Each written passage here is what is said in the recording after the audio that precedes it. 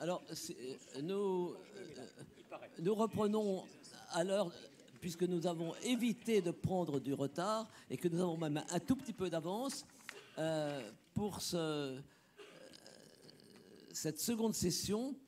Nous allons avoir un petit point, Laurence, un petit point de réponse de Laurence Plasnet aux propos du gouverneur François Villeroy de Galhau, à propos de ce fameux billet, qui n'était pas un faux billet, mais peut-être un billet avec un faux portrait. Donc, il y a un droit de réponse, Laurence, avec l'autorisation de la Banque de France. Et si Bruno veut apporter la contre-réplique, nous aurons 5 minutes pour ce petit point d'histoire sur le portrait de Pascal dans le billet de 500 francs. Et puis, sous la présidence de Jean-Michel Severino, qu'on n'a pas pu présenter, il n'était pas là, mais qui est donc l'ancien directeur général de l'Agence française de développement, ancien vice-président de la Banque mondiale, et maintenant le dynamique responsable président d'Investisseurs et Partenaires, dont il pourra dire un mot d'ailleurs, et qui est aussi senior fellow de la FERDI, responsable de la chaire d'impact. Et c'est lui qui présentera les participants de ce panel. Et comme s'il nous reste un peu de temps, il est convenu avec le modérateur de cette session que nous pourrons revenir, s'il y a des questions restées je dirais, en retrait par manque de temps de la session précédente, sur le grand sujet de l'espérance et de l'utilité espérée chez Pascal et jusqu'à aujourd'hui. Voilà, mais nous devrons nous arrêter à 1h. Laurence, 2 mots sur le billet.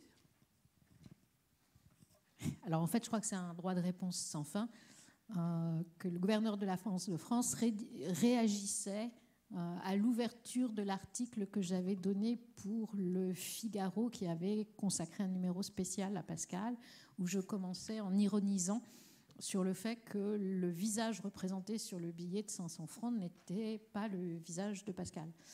Alors, je suis convaincue d'avoir raison. Quand on compare ce visage aux portraits qui sont désignés comme des portraits de Pascal, on voit qu'il s'agit d'un portrait d'un homme relativement jeune qui porte un habit vert, qu'aujourd'hui on identifie comme Isaac, le maître de Sacy, avec quelques doutes possibles, mais en tout cas ce visage, c'est celui de cet homme dont on a plusieurs portraits qui coïncident. Ce que le graveur a fait, c'est qu'il a représenté Pascal dans la position de la mélancolie ou du penseur, avec la paume qui soutient la joue. Mais l'origine est très claire, il ne s'agit pas du masque mortuaire, il s'agit de ce portrait très connu. Alors ça n'est pas une faute néanmoins du graveur, parce que ce portrait est passé pendant très longtemps et encore aujourd'hui pour le portrait de Pascal, et l'identification ne date qu'il y a de quelques décennies. Alors pour l'anecdote, il y a bien pire que le billet de 500 francs. Le Portugal a émis un timbre à l'effigie de Pascal cette année, m'a écrit pour demander un texte, et je leur ai dit mais non, enfin c'est pas le portrait de Pascal. Ils m'ont dit là il est beaucoup trop tard madame, le timbre est sous presse, donc faites-nous quand même le texte. Mais voilà, donc ça a été un peu non, moi je vais pas mentir, c'était compliqué pour moi, mais c'est donc une légende qui continue à se maintenir, et ce portrait se trouve sur, je crois, même des éditions de poche des Pensées, mais non, ça n'est pas le portrait de Pascal, et aujourd'hui nous le savons.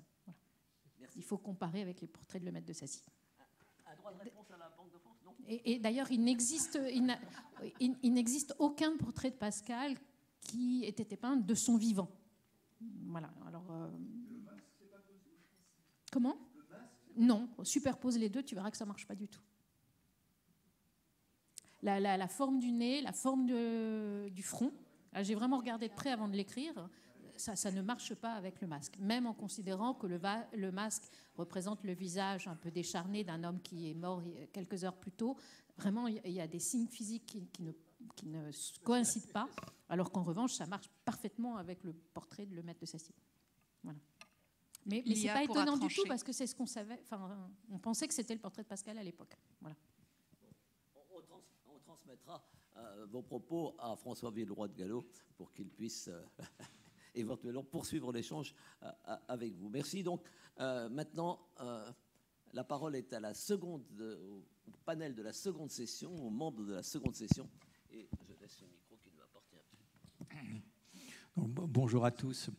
Alors, je dois dire que je viens d'écouter avec beaucoup d'intérêt ce débat entre la puissante institution de la Banque de France et le monde académique, et je dirais, ça me donne envie de dire, vérité en deçà du Massif central et vérité au-delà. Pouvons-nous trancher, nous, simples mortels? Oui. Absolument. Voilà. Nous nous embarquons sur le terrain de la vérité ontologique et de la vérité relative, des discours alternatifs, etc. Parfait, défendez votre beefsteak.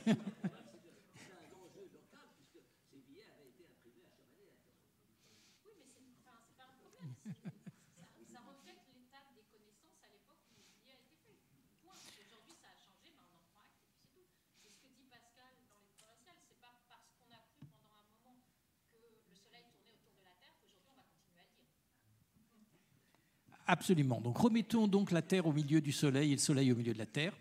Et je vous propose de continuer cette matinée absolument passionnante en poursuivant finalement sur la thématique de l'espérance avec laquelle on avait achevé notre précédente table ronde également.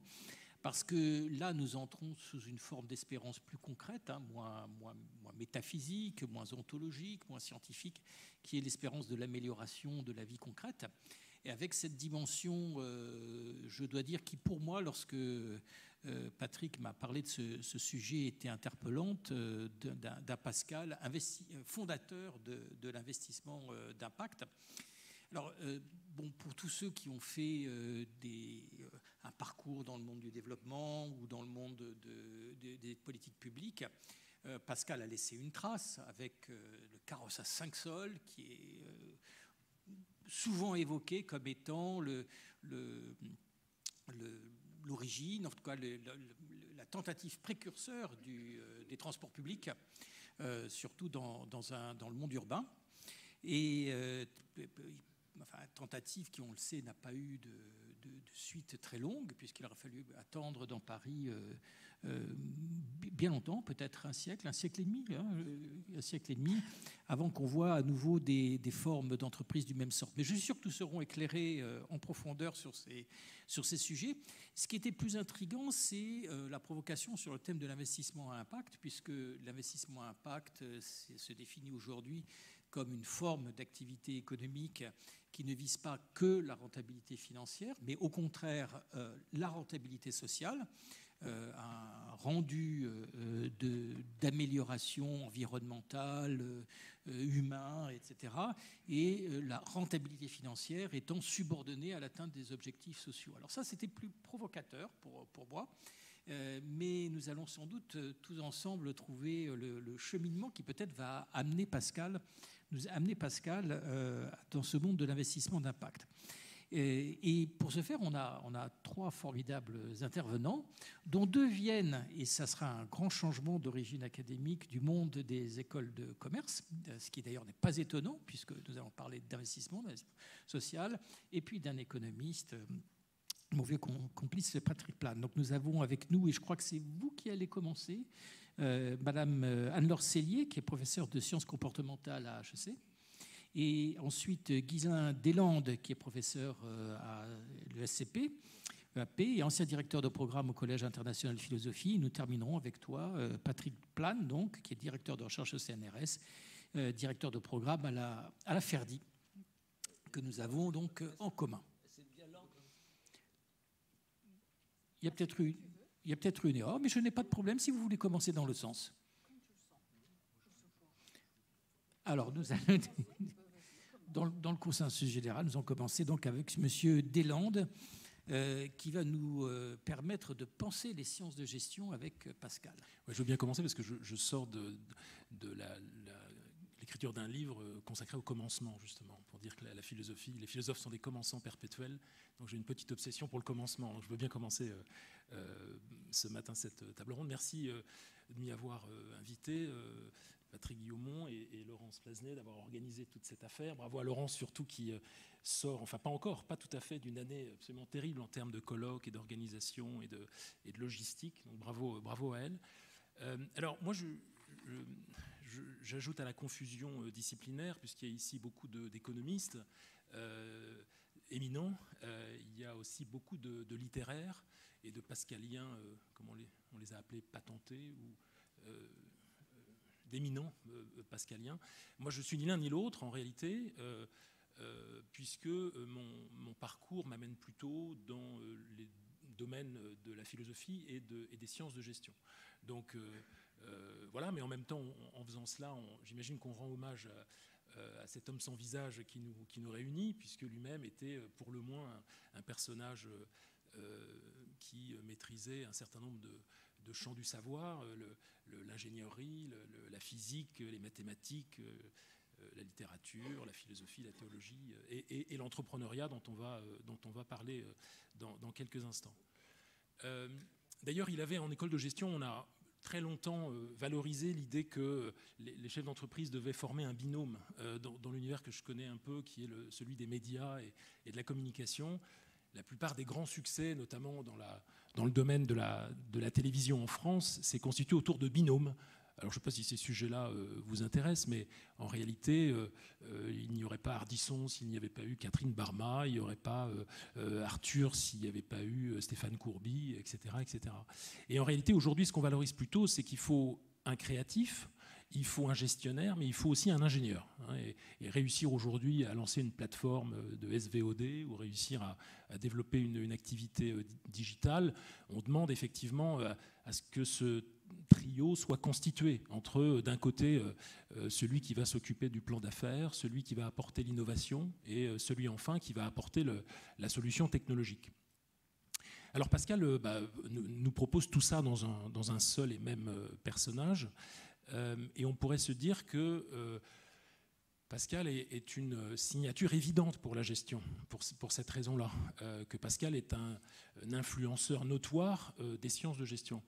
Ce n'est pas le cas du tout. En réalité, si on lit un peu la littérature en éthique des affaires ou dans le domaine des études organisationnelles, on va trouver les noms de Machiavel, de Hobbes, de son quasi-contemporain Spinoza, mais Pascal est absolument absent. Pascal est nulle part. Alors, presque, il se trouve que du fait d'études antérieures, j'ai modestement tenté de glisser un papier il y a une dizaine d'années dans une revue qui s'appelle Journal of Business Ethics, consacré à Pascal sous l'angle de la responsabilité personnelle, où j'ai essayé d'avancer quelques idées que vous connaissez sur la double pensée, sur la raison des effets, etc. Alors ce papier a finalement été publié. Il n'a eu aucun impact. Je ne suis pas sûr qu'il ait été lu par d'autres personnes que les 3 reviewers avec lesquels j'ai entretenu de longues discussions pendant à peu près 2 ans. Aucun impact, aucune, je crois, même recension de quelque nature que ce soit. Vraiment zéro. Donc, voilà où nous en sommes, s'agissant des études pascaliennes, en tout cas en gestion. Alors, bon, il se trouve qu'il y a évidemment beaucoup de choses à en dire. Il se trouve que moi, je suis au départ un gestionnaire chimiquement pur, puisque j'ai fait des études de gestion et je me suis souvenu que Bergson disait que la gymnastique ferait des monstres à n'exercer qu'un muscle, et je me suis demandé à un moment donné s'il ne fallait pas que je fasse un peu de philosophie. Et pour vous donner une petite anecdote, j'ai évidemment annoncé cela à mes parents en premier lieu, eux qui étaient petits commerçants et qui se sont beaucoup inquiétés de cette inflexion philosophique de ma part. Et je les ai beaucoup inquiétés, mais j'aurais dû les rassurer en leur disant qu'en réalité, beaucoup de philosophes, enfin plusieurs en tout cas, avaient réussi dans les affaires. Le premier étant Thalès, qui a créé un système de pressoir à huile et qui a fait fortune, jusqu'à Pascal. Alors, avec cette affaire de carrosse à 5 sous, dont on va parler évidemment durant cette heure ensemble. Ça les aurait beaucoup rassurés à l'époque. Et d'ailleurs, il y a beaucoup d'exemples. Les plus fameux philosophes n'ont pas été que philosophes, puisque Bergson était diplomate, Marc Aurèle empereur, Spinoza était opticien, et Simone Veil était ouvrière. Donc en réalité, on peut faire de la philosophie et faire autre chose que de la philosophie. Alors, moi, je voudrais juste peut-être dire 3 choses comme ça pour commencer sur Pascal, comment on peut essayer d'organiser cette convergence entre son parcours et puis la recherche contemporaine en gestion. Moi, je dirais 3 choses comme ça pour plus lancer le débat que pour autre chose, donc de manière un peu superficielle. Le premier point, c'est que Pascal est peut-être plus anti-philosophe que philosophe, mais en tout cas, c'est un anti-philosophe qui s'intéresse à la pratique. Donc ça, c'est un élément important. Les philosophes confondent les idées des choses ou confondent on pourrait dire les choses de la logique avec la logique des choses. Et il y a l'un des pascalisants atypiques comme Pierre Bourdieu, par exemple, dans ses méditations pascaliennes, qui revient sur un élément de correspondance d'un autre anti-philosophe, différent aussi, celui-là, qui s'appelle Ludwig Wittgenstein, qui dit la chose suivante: quel intérêt y a-t-il à étudier la philosophie si tout ce qu'elle fait pour vous est de vous rendre capable de vous exprimer de façon relativement plausible sur certaines questions de logique abstruse, et si cela n'améliore pas votre façon de penser sur les questions importantes de la vie de tous les jours, si cela ne vous rend pas plus conscient qu'un quelconque journaliste dans l'utilisation des expressions dangereuses que les gens de cette espèce utilisent pour leur propre fin. Donc, il y a chez Pascal un souci qui n'est pas le souci de la théorisation, qui est un souci de la pratique, de la philosophie comme acte, comme action, comme activité. Il le dit d'ailleurs lui-même dans une pensée que Laurent Tiron a de nombreuses fois commentée, sur l'idée qu'il se fait de la philosophie, qui est tout de même une idée assez provocatrice, une de plus, à l'égard de la communauté des philosophes, dans lequel il dit que finalement écrire des livres de philosophie, c'est un divertissement chic, mais ça n'est que cela, et que pratiquer la philosophie, si on veut sortir un peu du divertissement, c'est, nous dit-il, alors je ne sais pas comment dire ça, mais raffiner l'oreille des princes, ou tendre un miroir aux puissants, et leur rappeler à leurs conditions véritables pour faire en sorte que le monde soit moins violent et moins inhumain. Bon, c'est ça la définition qu'il donne de la vocation philosophique proprement dite. Donc ça, c'est le premier point que je voulais dire. Le deuxième, c'est que il y a en réalité dans les thématiques pascaliennes, il y en a de nombreuses, mais il y en a beaucoup qui sont, à mon avis, immédiatement consommables en gestion. C'est ce que j'ai essayé de faire dans différents travaux, et notamment dans mon dernier livre qui s'appelle Érotique de l'administration, alors qui n'est pas un titre immédiatement pascalien comme ça à l'entendre. Il a au moins ceci de pascalien qu'il est contre-intuitif, on pourrait dire. Mais le sous-titre est un peu plus pascalien, si j'en crois la présentation que nous a faite ce matin le président de la Banque de France, puisque le sous-titre, c'est Recherche philosophique sur la fin du management, hein, donc sur la fin en tant que finalité. Donc la question de la finalité est une question pascalienne, donc il faut lire le sous-titre pour voir le rattachement de quelques chapitres de ce livre aux écrits de Pascal. Alors, chez Pascal, il y a beaucoup de choses qui nous intéressent, nous, en gestion, sur la démolition du héros, sur la critique de la méritocratie, sur la critique de l'humilité feinte, et puis beaucoup de notions, en fait, qui sont vraiment mobilisables en gestion, comme la pensée de derrière, bien sûr, l'esprit de finesse, la libido dominendi, la quête des grands emplois, etc. Ce sont des sujets qui sont des sujets de gestion proprement dit. Et puis, la phrase que Laurent a citée ce matin, travailler pour l'incertain, aller sur mer et, pour autant que je me souvienne, passer sur une planche. Moi qui ai été entrepreneur dans une vie antérieure pendant une bonne dizaine d'années, c'est bien une description très vive et très percutante, très pertinente de ce que c'est que la vie entrepreneuriale. Donc de ce point de vue-là, il y a aussi beaucoup à en dire. Alors, Pascal est anti-philosophe à l'égard de la philosophie, mais il est très philosophe en matière de management, en matière de gestion. Alors, juste pour peut-être entamer la discussion, puis je terminerai là-dessus, la meilleure façon, je trouve, d'entrer dans ce rapport-là, c'est la conclusion qu'il donne aux 3 discours.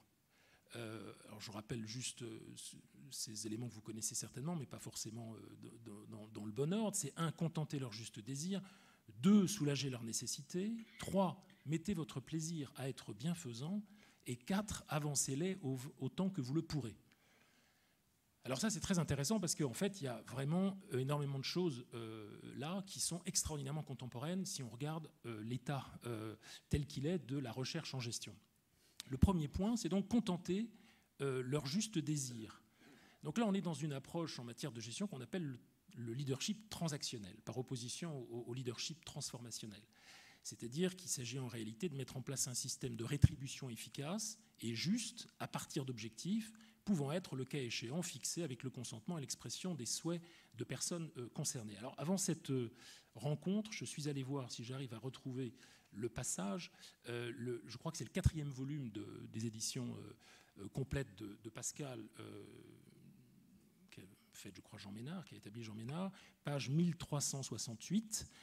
Dans tous ces contrats, donc, il y a tout un espace qui est consacré en réalité à cette affaire du carrosse à 5 sols. Et il y a un passage que je trouve assez éminent de ce point de vue-là, c'est où plutôt le marché se doublait d'une association. Donc c'est, en gros, ça raconte la manière avec laquelle Pascal et ses associés vont contracter avec les différents prestataires qui vont être associés à cette logistique et à cette organisation de transport intra-urbain à Paris. Alors, les propriétaires continuaient à payer une certaine somme par jour pour chaque carrosse, mais la recette venant en excédent du prix convenu, les concessionnaires recevraient un tiers, à charge de contribuer aussi pour un tiers aux frais incombant aux propriétaires.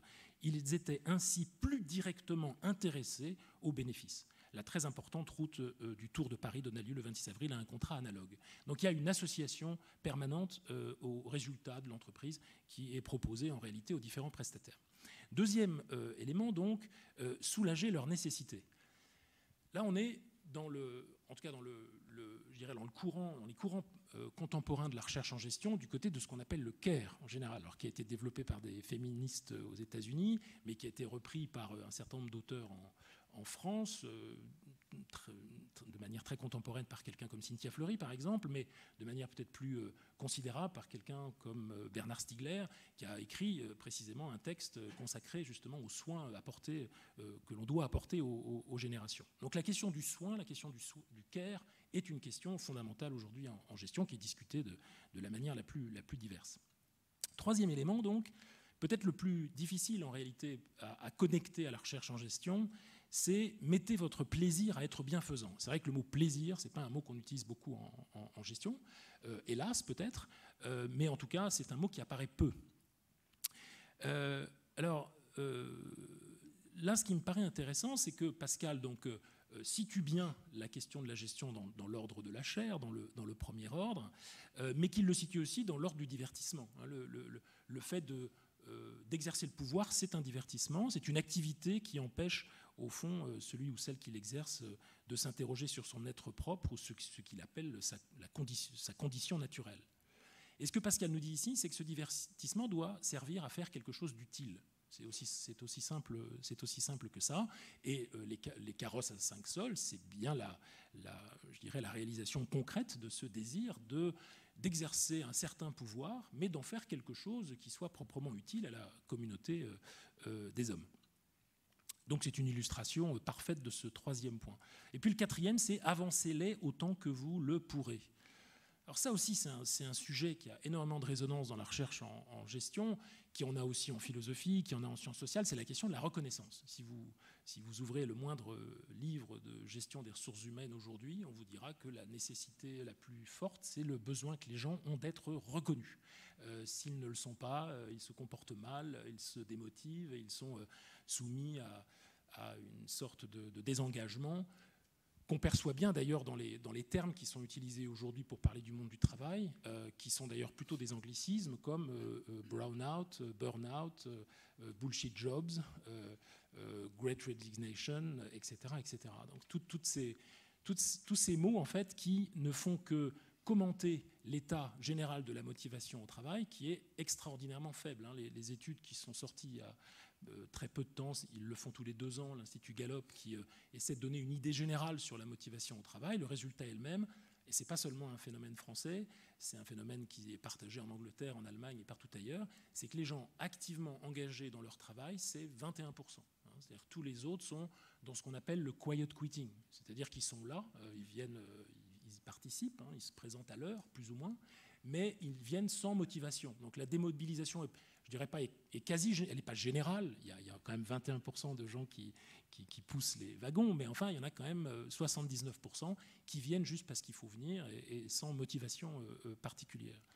Alors Pascal nous dit, avancez-les autant que vous le pourrez. Alors on pourrait en faire la lecture consistant à dire que Pascal est d'accord avec la plupart des observateurs aujourd'hui qui considèrent qu'il faut reconnaître les gens au travail. En fait, à mon avis, ce n'est pas tout à fait le point ici. Ce qu'il essaie de de nous dire, c'est que, en fait, le désir de reconnaissance anime tous et chacun dans la vie sociale, et qu'on n'a pas vraiment le choix en réalité, que c'est quelque chose qui ne se négocie pas, c'est quelque chose avec lequel il faut faire avec, d'une certaine manière. Autrement dit, alors qu'est-ce que veut dire Pascal ici? C'est qu'il faut reconnaître les gens avec lesquels on travaille. Il faut leur dire merci, déjà, c'est la moindre des choses, et lorsqu'ils sont en quête de médailles, de récompenses, de bonus, de primes, autant qu'on le peut, il faut leur donner, d'une certaine manière, sans se poser de questions. Voilà. Donc, c'est une introduction à ce que je voulais vous dire, mais il me semble que dans ce texte important, dont je crois que Nicole le considérait comme celui auquel Pascal attachait le plus d'importance, je parle sous le contrôle des spécialistes, ces fameux trois discours, se conclut sur finalement des éléments qui sont vraiment croustillants, me semble-t-il, aujourd'hui absolument inexploités dans le domaine de la recherche contemporaine en gestion. Écoutez, merci beaucoup de nous avoir si brillamment introduits dans le cœur du sujet. Et au passage, je retiens un mot qui est si extraordinairement absent du monde de l'entreprise, qui est ce mot de bienfaisance. On pourrait peut-être y mettre aussi le mot de bienveillance, dont vous nous expliquerez votre indignation. Le mot de bienveillance est bien trop dans l'entreprise aujourd'hui. Si oui. Dans les actes, vous nous le direz. Celui de respect ferait bien de revenir. Eh bien, justement, Madame J'ai une question si c'est possible, parce que alors, j'ai trouvé cette intervention très intéressante. Ghislain, vous dites que vous voulez commencer par le commencement. Moi, c'est bien, je vais parler d'aboutissement dans une seconde. Juste pour clarifier un peu le propos, parce que j'entends deux choses qui, pour moi, ne s'imbriquent pas très, très bien. Vous disiez... disproportion. Vous parliez dans tout projet entrepreneurial, il y a un gestionnaire et il y a un ingénieur. Est-ce que pour vous, un Pascal est un Steve Wozniak, le Steve Jobs étant peut-être le duc de Rouennais ou quelqu'un d'autre, ou est-ce qu'il a pu être un entrepreneur, le vrai, ce que je vais appeler le vrai entrepreneur, c'est-à-dire celui qui fait tout, c'est-à-dire qui est vraiment la force créatrice derrière, notamment les carrosses à 5 sols. Alors ça va nous amener à la question qui, à mon avis, est fondamentale chez Pascal, c'est la question du leadership. Et j'utilise le mot parce que je crois qu'il a intégré la langue française, donc on est autorisé ici à le prononcer. Et la question que j'entends dans ce que vous me dites, c'est qui est le leader dans cette affaire? Parce qu'après tout, oui, Pascal est ingénieur, mais il est aussi ceci et cela, etc. Est-ce que c'est un leader? Alors, qu'est-ce que c'est qu'un leader? Il y a une littérature très abondante sur ce sujet, pas toujours très convaincante, il faut bien le dire. Donc, qu'est-ce qu'un leader? Je répondrai par le travail qu'a réalisé un philosophe qui est, je crois, vice-président de l'université de Grenoble, que certains d'entre vous connaissent peut-être, qui s'appelle Thierry Bénissier, qui est un spécialiste de Machiavel, qui a traduit Machiavel dans le texte, et qui a publié aux éditions Hermann il y a 3 ans un texte qui s'appelle « Innovation ». Et je crois qu'il donne une définition très convaincante de ce qu'est un leader. Il dit en gros c'est quelqu'un sur qui pèse une sorte de radicale incertitude, qui a face à lui en fait tous les sceptiques, tous les conservateurs, dans un contexte de radicale incertitude. C'est-à-dire que c'est celui qui accepte de prendre sur lui, de prendre un risque, entouré de gens qui n'y croient pas, et dans des domaines dans lesquels on est incapable de dire comptablement si ça va marcher ou pas. Voilà, donc pour moi, le leader, c'est ça. Alors, est-ce que Pascal, c'est ça dans cette affaire des carrosses 5 sols? J'ai tendance à répondre oui. Complètement oui, tout voilà. À fait. Alors là, on est d'accord, tout à fait. Oui, justement, je pense que là, on en parlait autour du café tout à l'heure, mais il me semble que Pascal kiffait vraiment l'incertain. C'est quand même quelqu'un qui se lance, et donc c'est le vrai entrepreneur, c'est ça aussi. C'est la personne qui est galvanisée par l'incertain. Le déséquilibre, le risque, c'est quelque chose qui anime. Bref. Alors d'abord, merci de m'avoir invité à ce colloque. Je tiens à remercier vivement Laurence Plasnet et Patrick Guillemont pour leur invitation. Je ne crois pas connaître tout le monde ici, et c'est normal. Je ne suis pas pascalienne.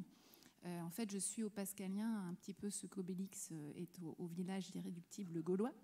C'est-à-dire que je ne suis pas une initiée à Pascal, je suis juste tombée dedans quand j'étais petite. Mon papa est pascalien, et tout au long de mon enfance, avant de lire Pascal, j'ai beaucoup entendu parler de Pascal, à table, autour de la table, à l'apéro, avec du champagne, enfin voilà, avec beaucoup de bonne chair d'ailleurs. Et c'est intéressant parce que j'ai lu Pascal finalement comme on découvre, après avoir découvert un peu un tonton qui serait parti vivre en Amérique et dont on a entendu beaucoup parler. Et ça a un avantage principal qui est d'une part, lire Pascal avec un angle très émotionnel, d'enfant en fait, comme si on le connaissait presque, à titre personnel, mais aussi de regarder les Pascaliens. Alors c'est très drôle les Pascaliens. Et une chose qu'on remarque, on remarque des choses très très simples quand on est enfant. Et une chose qui m'a toujours frappée, c'est que chez les Pascaliens, il y a des littéraires. Je pense à Jean Ménard, Gérard Ferrérol, Laurence Plasnet et d'autres dans cette salle. On a des philosophes, on a Ghislain, on a Laurence de Villers, on a Vincent Garot, par exemple. On a des mathématiciens, je pense à Hubert Auputit, qui d'ailleurs a 2 casquettes, et mathématicien et littéraire.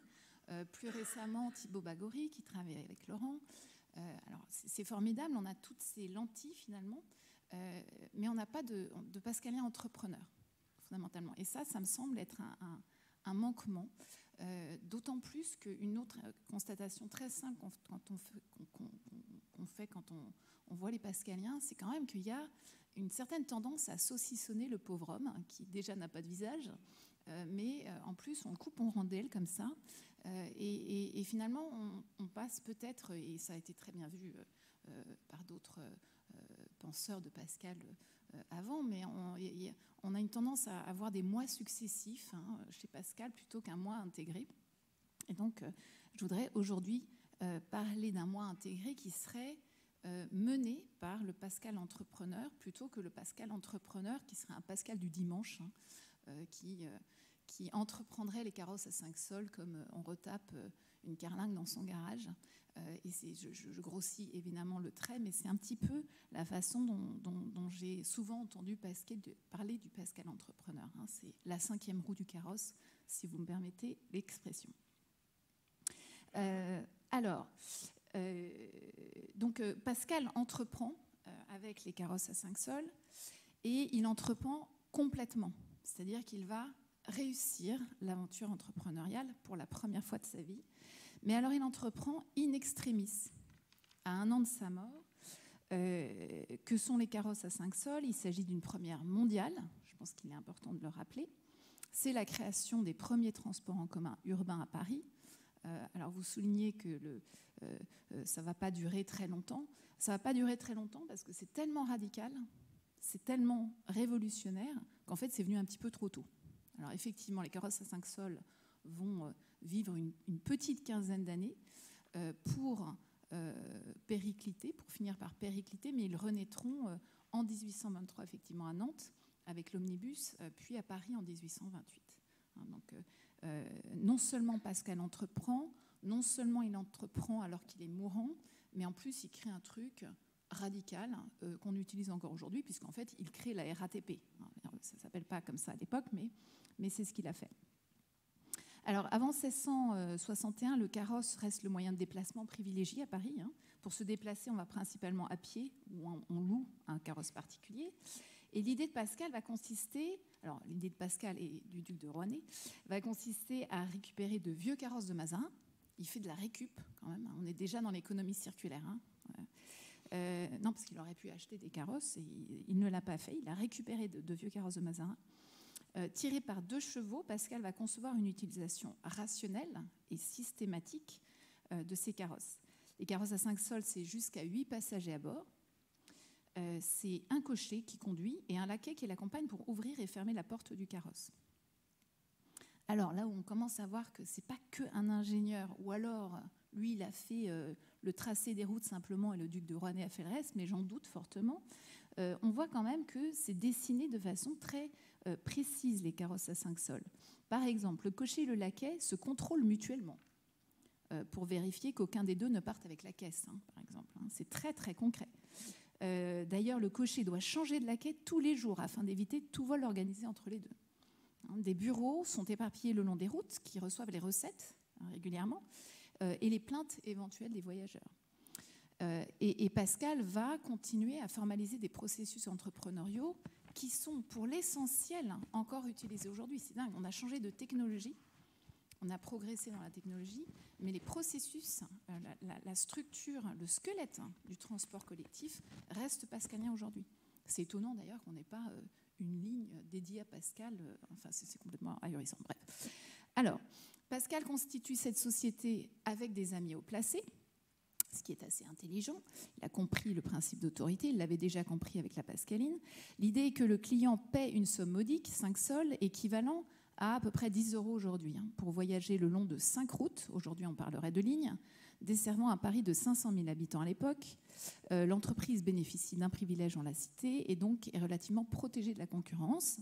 Elle est bien accueillie par le roi, fait très important, du fait qu'elle rend service aux Parisiens moins fortunés. Donc là, on parle de quand même l'apport social, c'est de l'entrepreneuriat à impact. Il est accepté parce qu'il est à impact. Les Parisiens aussi accueillent cette nouveauté avec enthousiasme, riant, comme le dit la sœur de Pascal, de joie à la vue des premiers carrosses qui circulent. De toute évidence, le concept est évalué comme épatant à sa sortie. Pascal a prévu 5 lignes qu'il lance les unes après les autres. Alors, il prototype. Ça aussi, c'est quand même le fait de l'entrepreneur. Il ne plaque pas une solution comme un mathématicien qui aurait trouvé le Graal d'un coup. 3 lignes arrivent chez lui, près du jardin du Luxembourg. 4 lignes traversent Paris et une ligne en fait le tour, comme aujourd'hui. Les lignes se croisent et offrent des correspondances. Ça paraît tomber sous le sens aujourd'hui, mais enfin, il crée la correspondance, comme aujourd'hui. Chaque ligne est divisée en sections, comme aujourd'hui. Lorsqu'on passe 2 sections, on repaye, comme jusqu'à récemment, puisque le ticket est en train de disparaître. La journée commençait vers 6 ou 7 heures selon la saison et les carrosses roulaient jusqu'à 8 ou 9 heures du soir, comme aujourd'hui. Ils passaient toutes les 7 minutes et circulaient même vide, comme aujourd'hui. Mieux qu'aujourd'hui? C'est toutes les 15 minutes aujourd'hui? D'accord, j'utilise mes pieds, moi, à Paris. Mais oui, non, c'est étonnant. Oui, ça circulait sans doute mieux. Et alors, bon, je cherchais en fait des différences entre les processus formalisés et utilisés par la RATP et les carrosses à 5 sols. J'en ai trouvé une. Il n'y avait pas de carrosse nocturne. Parce qu'il y avait des flambeaux qui étaient utilisés pour éclairer en début de journée et en fin de journée. Mais bon, ils n'en faisaient pas cramer toute la nuit. Déjà, ils pensaient sans doute à l'empreinte carbone. Alors, les carrosses à 5 sols donc, finissent par péricliter au milieu des années 70 pour 2 raisons principales. D'une part, et c'est tout à fait extérieur à Pascal, le Parlement finit par interdire l'utilisation des carrosses par le bas peuple, contre l'avis du roi. Et le prix du ticket va augmenter et augmente trop. Et d'autre part, le besoin de se déplacer à Paris à l'époque n'est pas criant, en fait. La plupart des gens travaillent de chez eux ou travaillent près de chez eux. Donc, il n'y a pas un besoin impérieux d'aller loin, comme ça peut être le cas aujourd'hui. Alors, voilà pour les carrosses à 5 sols. Alors, pourquoi peut-il être intéressant de se demander si Pascal aurait pu ne pas entreprendre? Et là, je parle de l'entreprise dans sa globalité, pas en tant qu'ingénieur, en tant qu'entrepreneur. Parce que si l'entrepreneuriat a été une nécessité pour Pascal, s'il a pu être incontournable pour lui, se pose alors, à mon sens, peut-être la question de son rôle, de sa résonance dans l'ensemble de l'œuvre pascalienne. Cette question semble ne pas tomber sous le sens de certains pascaliens. En effet, dans une préface, Jean Ménard écrit qu'il n'est pas sage d'aborder Pascal à partir des carrosses à 5 sols. Tout au mieux, finit-il par admettre que le Pascal des pensées s'accorde bien avec celui des carrosses à 5 sols. Comme si cela n'allait pas de soi, eh bien, je vous propose de considérer la possibilité que Pascal, sans les carrosses à 5 sols, ce ne serait plus tout à fait Pascal. Alors, commençons par faire une autre constatation très simple. Pascal meurt en laissant beaucoup d'ouvrages inachevés. Les pensées, le traité sur le vide. Il laisse une 19e lettre des provinciales qui était en cours, mais il a bien parachevé son modèle d'affaires pour les carrosses à 5 sols. En d'autres termes, il a lancé et ça roule. Ça tient tout seul. C'est le miracle de l'entrepreneuriat. Ça tient. C'est pérenne. L'entreprise est profitable et les profits vont servir à secourir les indigents de Blois. Et puis il va léguer par ailleurs la moitié de sa fortune aux hôpitaux de Paris et de Clermont. C'est pourquoi, à la différence de Jean Ménard, il me semble particulièrement utile d'envisager l'œuvre pascalienne à partir des carrosses à 5 sols. Que nous apprend-elle ? Plusieurs éclairages intéressants s'en dégagent à mon sens. Tout d'abord, il me semble que Pascal avait fondamentalement un tempérament d'entrepreneur. Il ne pouvait y échapper, cela faisait partie de lui.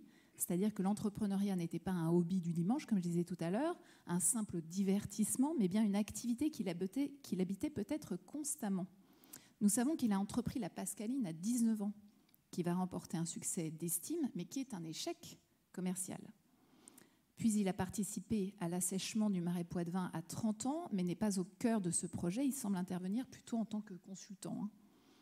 Et il crée donc les carrosses à 5 sols à 38 ans. Les carrosses à 5 sols sont donc la seule entreprise qui roule et à laquelle il a pleinement contribué. Alors il faut savoir que statistiquement, la plupart des entrepreneurs qui échouent s'arrêtent. En fait, on peut même être bien plus précis. La plupart des personnes qui se proclament entrepreneurs n'entreprennent jamais. J'en ai plein les bancs d'HEC Paris. Et parmi ceux qui le font et échouent, la grande majorité s'arrête. Le vrai entrepreneur, tel qu'on le comprend et qu'on le célèbre à HEC, il a un petit côté Sisyphe. C'est celui qui entreprend, qui échoue et qui recommence. C'est là le plus grand mystère de l'entrepreneuriat. Autrement dit, l'entrepreneur, le vrai, ne peut pas ne pas entreprendre.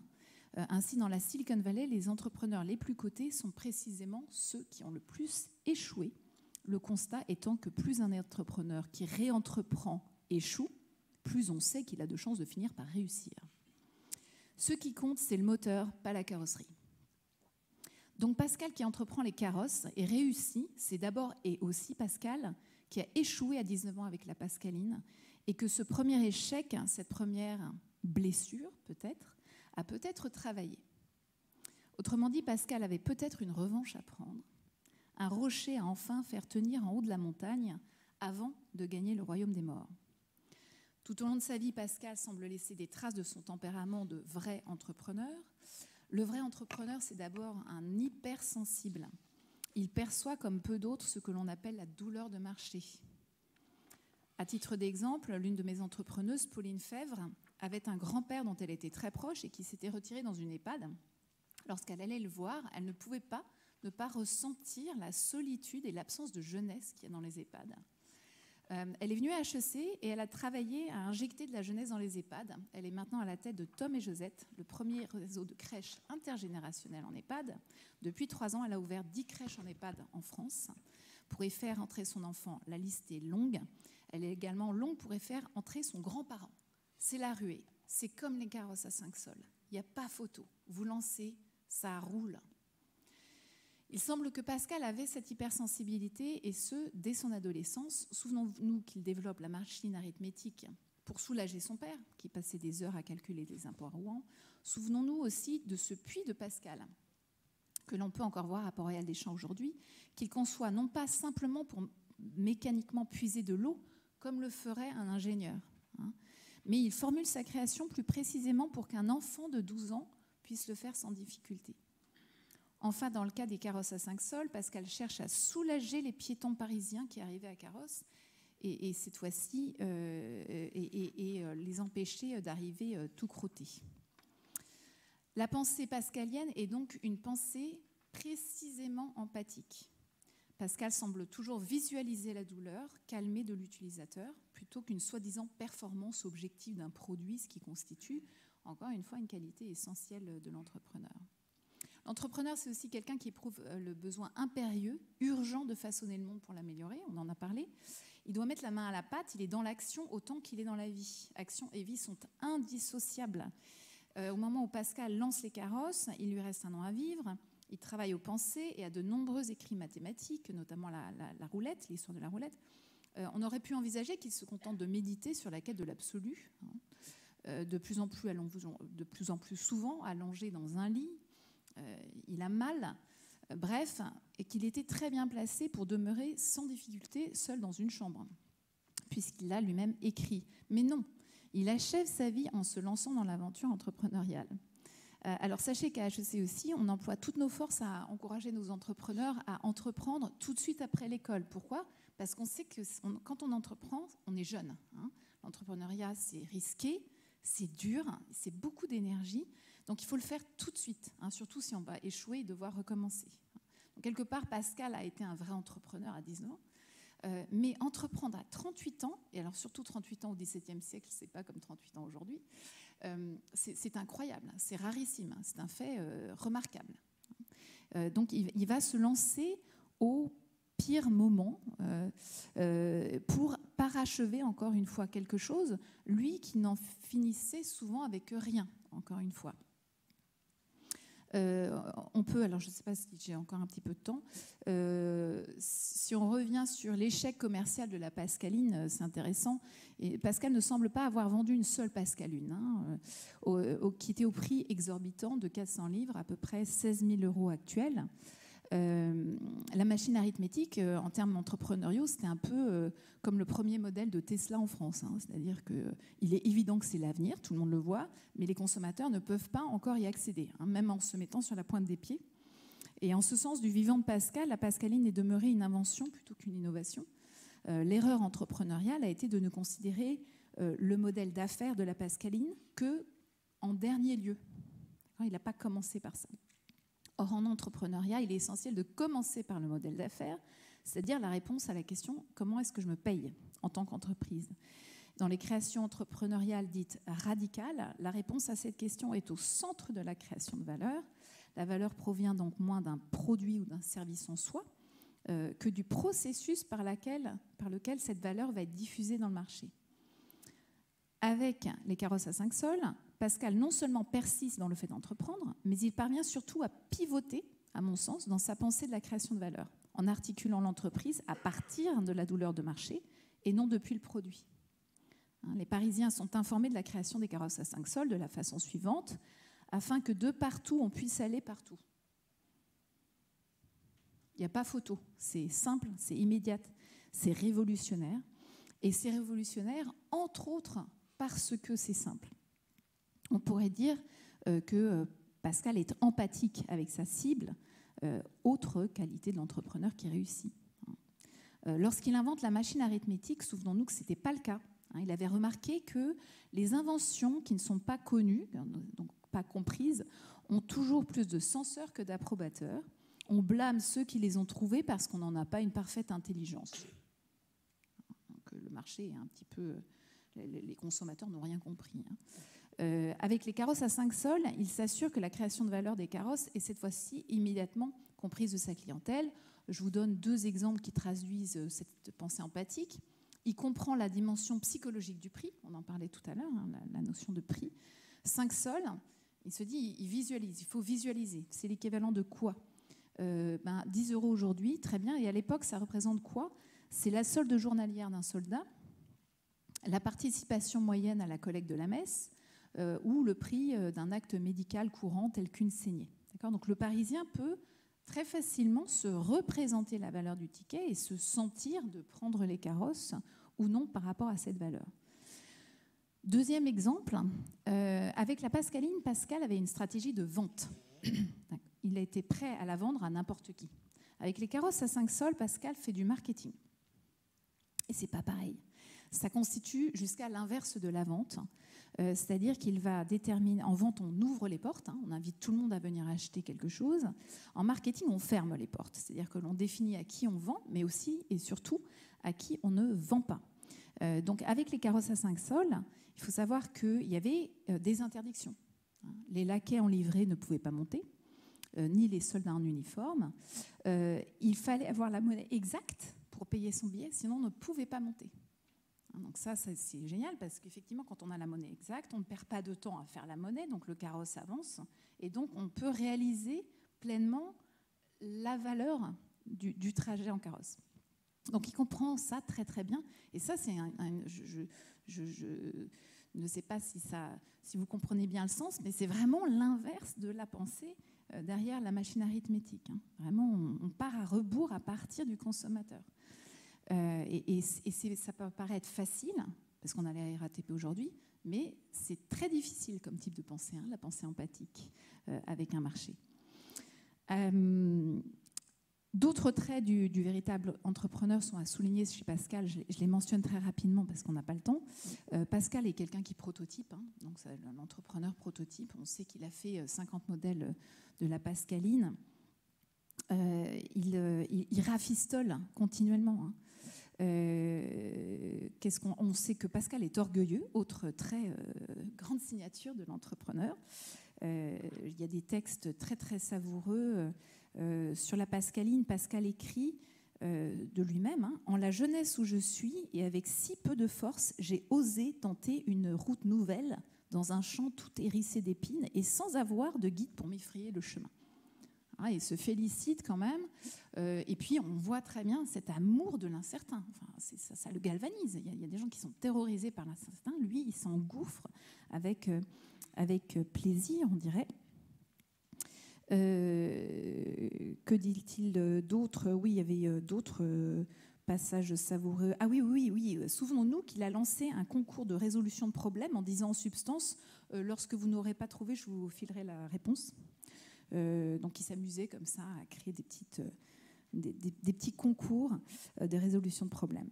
Donc Pascal, il était capable d'être impérieux et sûr de lui. Ce tempérament, je le retrouve chaque année dans ma salle de classe. J'ai 120 entrepreneurs avec des égos comme ça, qui ne passent pas la porte, et je peux vous dire que ce n'est pas facile à tenir. Enfin, Pascal est visionnaire, je le disais tout à l'heure, avec les carrosses à 5 sols. Il fonde quelque chose qui tient encore aujourd'hui, 360 ans après, avec une petite pause au départ. Et plus généralement, comme les entrepreneurs, il y a quelque chose qui est intéressant. Vous citiez tout à l'heure ce fait d'avancer, c'est de dire qu'il faut aider à avancer. Il me semble qu'il y a un leitmotiv dans la pensée pascalienne de la roue qui tourne. En fin de vie, il pense à la cycloïde, c'est l'histoire de la roulette. Il pense à des carrosses qui avancent. Il dit d'avancer, et donc on a vraiment cette pensée par rouage qui a besoin d'avancer, qui a besoin d'entreprendre. Voilà, donc ce que je propose en conclusion, c'est simplement de s'autoriser peut-être à considérer Pascal comme un entrepreneurus absconditus. Merci de votre attention. Merci. Merci Madame, je crois de nous avoir pas simplement permis de comprendre comment Pascal ne pouvait pas ne pas être entrepreneur, mais aussi comment il a été entrepreneur, la manière dont il a appris, y compris de ses échecs, et la figure qu'il a pu représenter, qui nous est moins familière que dans celui de la pensée pure. Et peut-être pourrait-on revenir tout à l'heure sur la question de la bienfaisance dans ce rôle d'entrepreneur, puisque vous nous avez provoqué sur ce terrain, et que c'est un petit peu un des liens entre la question du profit, de l'utilité, de l'impact, qui est un peu parmi les questionnements de cette table ronde. Mais du coup, on va suggérer à Patrick de nous engager sur...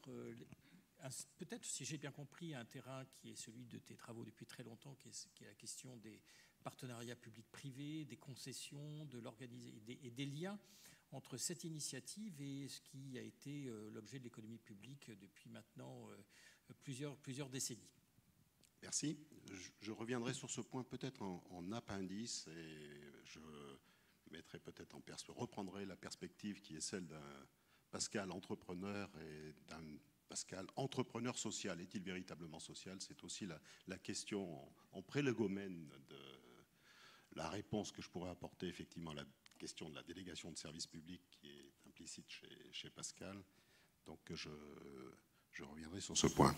Je voudrais tout d'abord remercier la Ferdi pour avoir pris... Alors je ne sais pas si le risque est probabilisable, si c'est une question d'incertitude radicale de la part de Patrick, qui me connaît depuis 40 ans. Donc c'est peut-être pas une incertitude... C'est probabilisable, je pense. Ce n'est pas une incertitude radicale. Mais néanmoins, je voudrais dire que mon intervention sera relativement brève, dans la mesure où tout ce que je pourrais dire sur Pascal est de caractère un peu anecdotique, pour des raisons qui tiennent au fait que...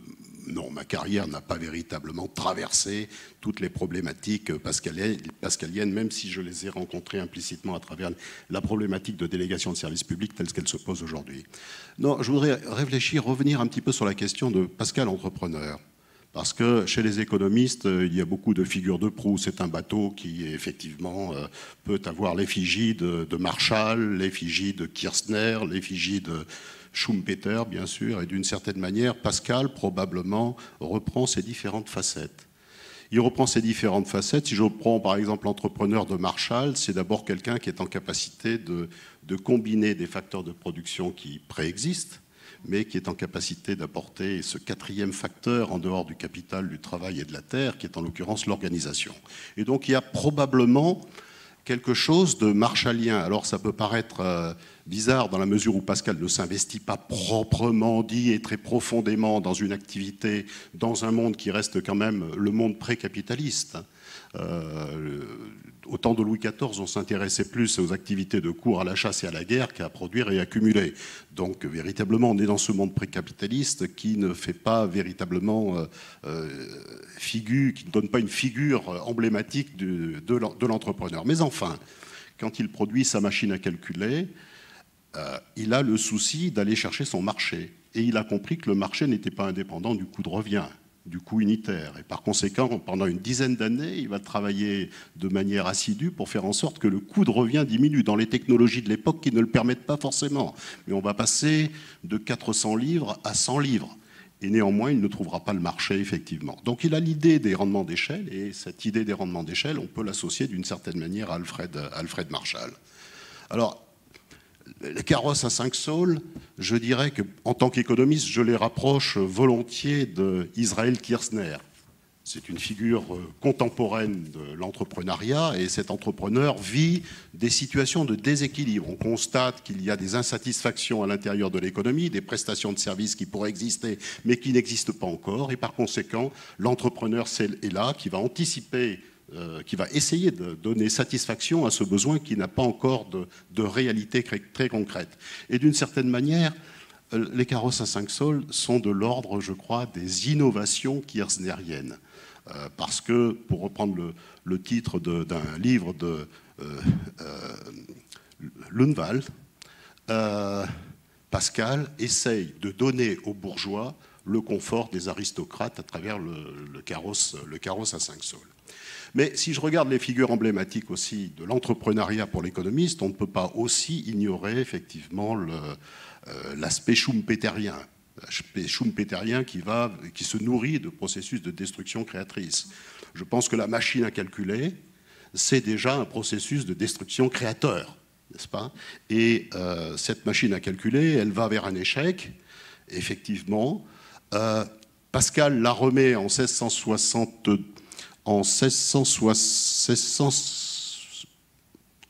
La date m'échappe. Il la remet au chancelier Séguier, qui n'est pas un parangon de vertu, qui n'est pas non plus emblématique de l'humilité.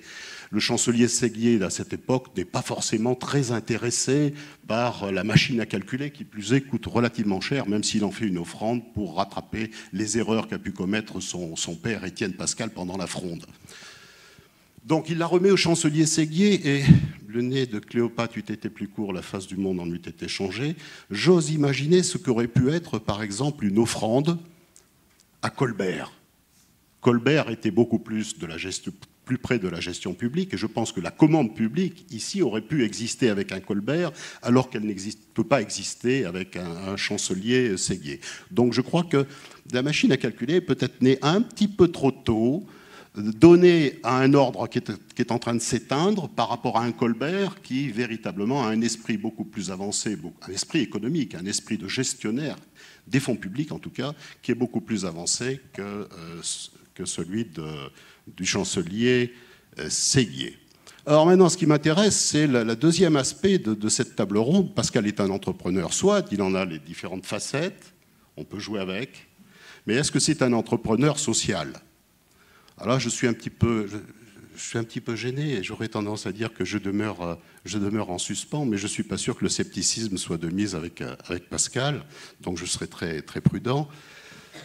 Ce que l'on constate, c'est que, d'une certaine manière, si on relit par exemple le petit livre très intéressant d'Antoine Compagnon, Antoine Compagnon vient dire que Pascal est un homme d'affaires.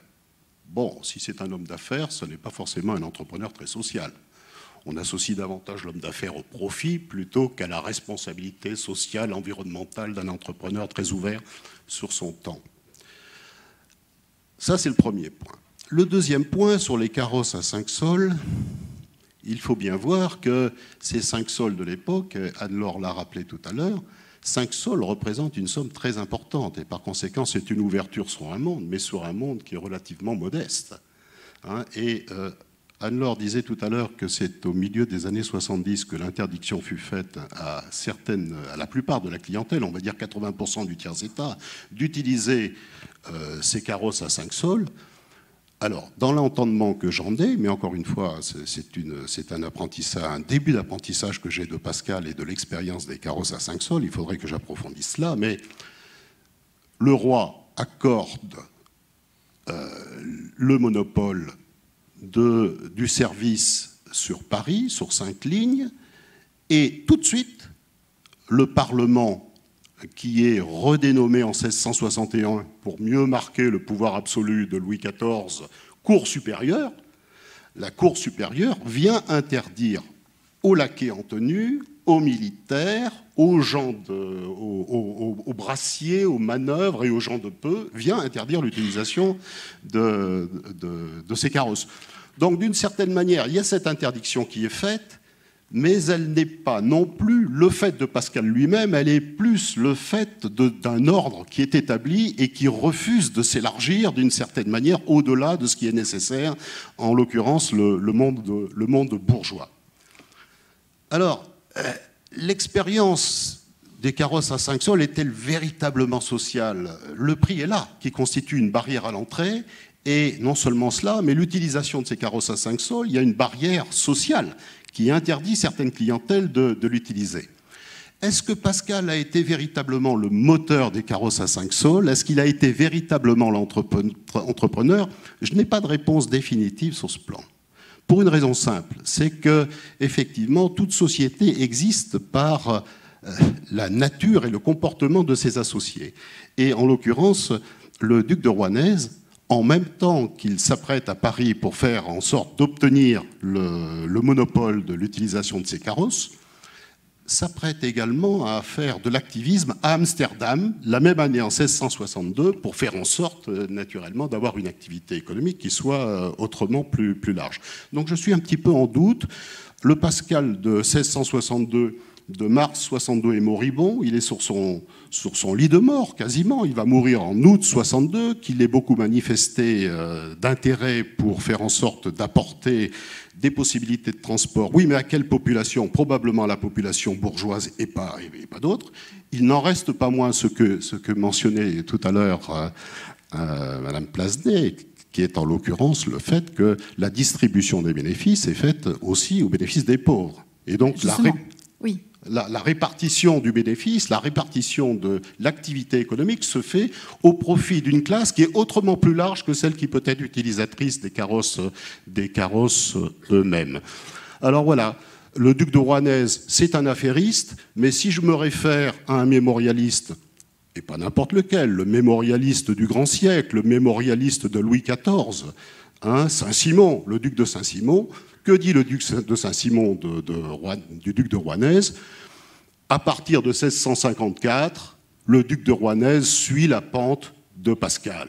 Il quitte les salons mondains véritablement pour aller vers une vie beaucoup plus rangée, vers une vie beaucoup plus solitaire.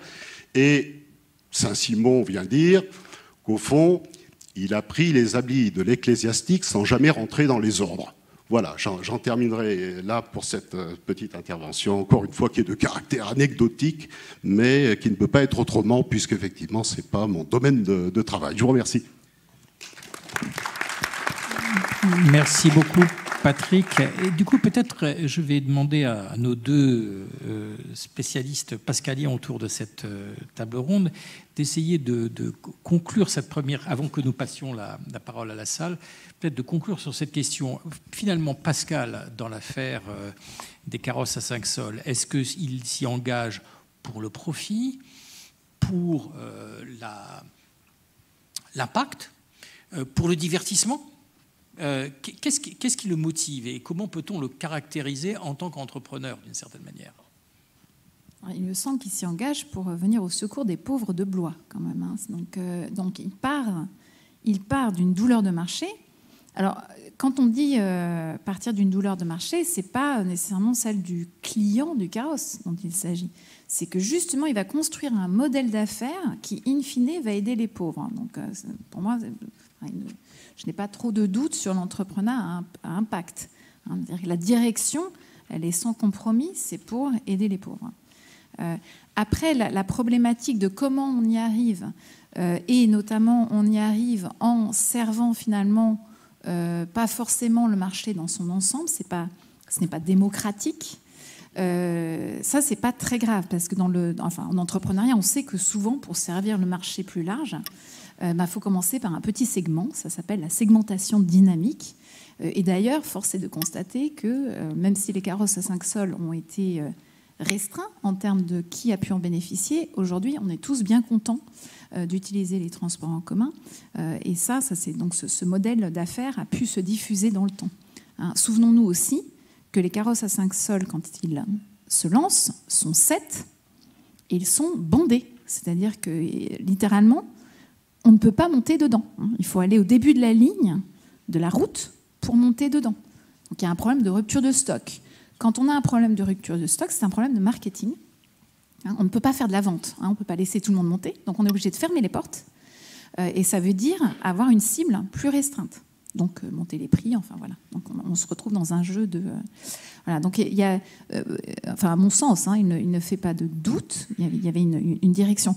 Ce qui me semble intéressant et peut-être moins souvent éclairé, c'est que indépendamment de cet impact social, il me semble qu'il y avait vraiment chez Pascal, dans la pensée pascalienne, dans l'homme pascalien, un côté homo faber, en fait, qui ne peut pas s'empêcher de ne pas entreprendre, à mon sens. Alors, avec tout l'agnosticisme qu'on va devoir garder, notamment sur qui a fait quoi, en particulier dans les carrosses à 5 sols, notamment le duc de Rouennais.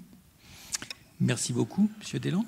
Moi, je partage vraiment ce qui a été dit depuis 20 minutes. Ce qui m'intéresse dans cette affaire de carrosse à 5 sols, alors moi, j'ai rien inventé par rapport à ça. J'ai relu les passages de la thèse de Jean Ménard qui se consacre à cette question-là. J'ai écouté et réécouté la minute de 32 minutes de Philippe Sellier sur le sujet. Je me suis amusé à revoir les éléments du 4e tome dont je parlais tout à l'heure. Et puis j'ai réussi à me procurer ce petit livre que je vous montre, dont vous avez sans doute entendu parler, d'Éric Luneval, vous l'avez cité, qui s'appelle donc Les carrosses à 5 sols, Pascal Entrepreneur, et qui porte une interprétation sur toute cette affaire. Alors, qui n'est pas forcément un livre très, très important. Il y a ici l'auteur de Pascal et la raison du politique. Il vaut mieux lire Pascal et la raison du politique. Mais pour ceux qui veulent vraiment s'intéresser à cette affaire de carrosse à 5 sols, c'est une source d'information assez amusante. Moi, ce qui m'a intéressé dans cette affaire, que j'ai découvert vraiment en lisant cela de manière, comme je fais généralement en autodidacte, sans tellement de me référer à qui que ce soit, c'est qu'en fait, Pascal, bien avant Taylor et bien avant les Américains, invente ce qu'on appelle aujourd'hui le management, qui en fait existe de toute éternité. C'est-à-dire que cette idée de collaborer pour organiser le travail, pour transporter des marchandises, pour négocier un prix, c'est une affaire qui remonte au moins à Xénophon et sans doute à 14 000 ans, c'est-à-dire au début de l'agriculture. C'est une vieille affaire. On devrait donc dire management et non pas management. D'abord, pour des raisons étymologiques, le mot management vient de manus, du latin. Il est utilisé en ancien français sous le titre de ménagement. Le premier titre d'agronomie d'Olivier de Serres s'appelle le Théâtre d'agriculture et ménage des champs. Donc c'est un mot français, c'est un mot latin. D'ailleurs, l'économique de Xénophon est traduit par Étienne de la Boétie par la ménagerie, ce qui est quand même assez curieux. Donc ça n'a aucun sens de dire management. En tout cas pour nous, pour les Américains, il en est autrement. Or, Anne-Laure l'a bien dit, c'est-à-dire qu'en fait, Pascal invente les disciplines de la gestion avant que Taylor et Fairley s'en saisissent. Alors, vous avez tout dit, mais en gros, il y a une analyse du marché, on est sur le segment milieu haut de gamme, il y a la fixation d'un prix par rapport à une prestation, avec effectivement la solde journalière d'un soldat, le prix d'une saignée, enfin une tarification qui tient compte d'un seuil psychologique, le fameux 9,99 €. Le troisième, c'est la stratégie de communication. Je crois que Dominique Descotes a travaillé là-dessus, sur le Pascal publiciste, le Pascal publicitaire. Et on met l'accent sur le caractère banal, et là il tient effectivement compte de son expérience manquée de la pascaline. Il y a un quatrième motif qui est industriel, puisque, et ça c'est très bien raconté par Lounval, Pascal externalise tout ce qu'il peut. C'est-à-dire qu'il fait ce que Nike fait aujourd'hui, il sous-traite, il tient les deux bouts de la chaîne, c'est-à-dire qu'il architecture l'affaire, et puis ensuite il est dans l'extrême aval en charge de la communication vers le public. Il y a un cinquième motif qui est stratégique, qui est une des disciplines de la gestion. Pascal ne confond pas son œuvre littéraire et théologique avec son expérience industrielle, mais à mon avis, il n'invente rien. Le mot invention est partout présent dans ce récit de toute cette affaire. Mais il me semble que Pascal innove, en fait, puisque le système existait avant lui. Donc il innove, ce qui n'est quand même pas tout à fait la même chose, et il fait ce qu'il écrit dans une pensée, je crois que c'est Cellier 575, la disposition des matières est nouvelle, et quand on joue à la paume, c'est une même balle, certes, mais dont jouent l'un et l'autre, mais l'un la place mieux. Et je crois que c'est ce que Pascal essaie de faire. Puis il y a un sixième motif auquel il ne pourra pas participer, c'est ce que le duc de Rouennais avait l'intention de faire, c'était de développer régionalement et internationalement le concept, si je puis m'exprimer ainsi, et ça intervient au moment de la mort de Pascal, donc ce sixième motif, il n'a pas pu l'explorer tout à fait. Donc ce que je trouve intéressant dans toute cette affaire, c'est qu'en réalité, cette histoire de management, elle existait bien avant le début du XXe siècle, et que Pascal avait déjà vu tout ça, perçu tout ça, pensé tout ça. Merci beaucoup de nous avoir éclairé à ce point. Alors, il y a dans la... Tu voudrais... Vas-y, je t'en prie. Peut-être rajouter un point, et un point notamment sur la bienfaisance que l'on évoquait tout à l'heure. La question est entendue à la fois par Mandeville et d'une certaine manière, plus tard en 1676, par Adam Smith. Que dit Adam Smith? Qu'est-ce que nous attendons du boucher, du boulanger et du brasseur? Nous n'attendons pas sa bienfaisance, mais nous attendons son égoïsme. Et d'une certaine manière, de l'égoïsme produit l'intérêt général. Donc la question de la bienfaisance pour un économiste classique, elle est d'emblée dans l'activité économique qui va de pair, enfin l'égoïsme personnel va de pair avec effectivement le bien-être collectif, dans des conditions de marché naturellement qui sont probablement à discuter. Je reviens sur ces conditions de marché. Que Pascal cherche à protéger son marché sur la pascaline, c'est tout à fait, du point de vue de l'économiste, on peut l'entendre, parce qu'il y a des coûts irrécupérables. Il a travaillé longuement sur une machine, etc. En revanche, qui manifeste de l'affairisme avec le duc de Rouennais pour avoir le monopole concédé par Louis XIV sur le transport, c'est déjà plus délicat, pour une raison simple, c'est que les carrosses, comme l'a rappelé tout à l'heure Anne-Laure, sont achetés par l'occasion, et que d'une certaine manière, il n'y a plus les coûts irrécupérables. Il y a des coûts fixes, mais les coûts fixes peuvent naturellement il peut y avoir un dédommagement par la revente en seconde main, en troisième main, des carrosses qui ne fonctionneraient pas. Et donc, il y a cette part d'activisme derrière. Alors, voilà, on peut prendre aussi la question par rapport à la répartition du bénéfice qui sera réalisé dans un contexte de monopole, si elle va véritablement vers les pauvres, naturellement, cet activisme est parfaitement justifié. Alors, juste un point sur la délégation, parce que j'en ai pas parlé au fond, c'était peut-être ce sur quoi Patrick souhaitait que...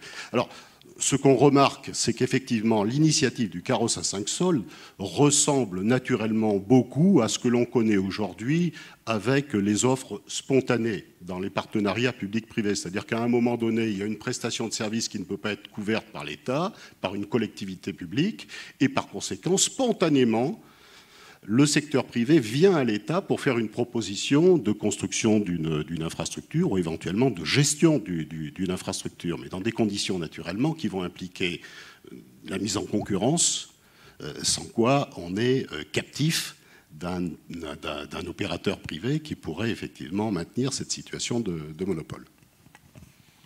Il y a beaucoup de sujets qui sont passionnants pour les économistes là-dedans. La question de l'ampleur des coûts fixes, est-ce que nous sommes dans un cas de monopole naturel? ou pas, je ne réponds pas. Hein. Je dis que ça fait partie des sujets qui se posent et qui auraient pu justifier le monopole pour le carrosse à 5 sols. La question de la redistribution du profit aux parties prenantes ou à des acteurs extérieurs aux parties prenantes, qui est une des dimensions des activités des investisseurs d'impact. Une autre étant la dissociation entre le rendement économique et le rendement financier. Sommes-nous dans ce cas-là ou pas? On pourrait s'amuser à discuter beaucoup de ces sujets en prenant cet angle économique, nous faisant rentrer dans l'initiative et peut-être dans la philosophie pascalienne. Mais il y a beaucoup de sachants dans la salle qui ont envie sans doute de rebondir ou de poser d'autres questions. Je crois que vous vouliez prendre la parole, madame, un instant, et puis je vais vous repasser. Oui. Allez-y. Oui, peut-être quelques précisions sur l'organisation des carrosses à 5 sous. On a les actes constitutifs de la société qui nous donnent des informations très claires, hein, qui nous expliquent que l'idée originale est conçue par Rouanet et Pascal. Et ensuite, ils trouvent des partenaires qui vont être, pour certains, des investisseurs et d'autres qui amènent la protection royale, donc permettent de finaliser l'entreprise. L'idée d'une bienfaisance ne se pose pour aucun d'entre eux.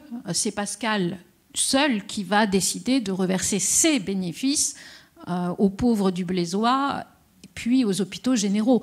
Les autres n'ont absolument pas cette intention et ça n'est marqué à aucun moment.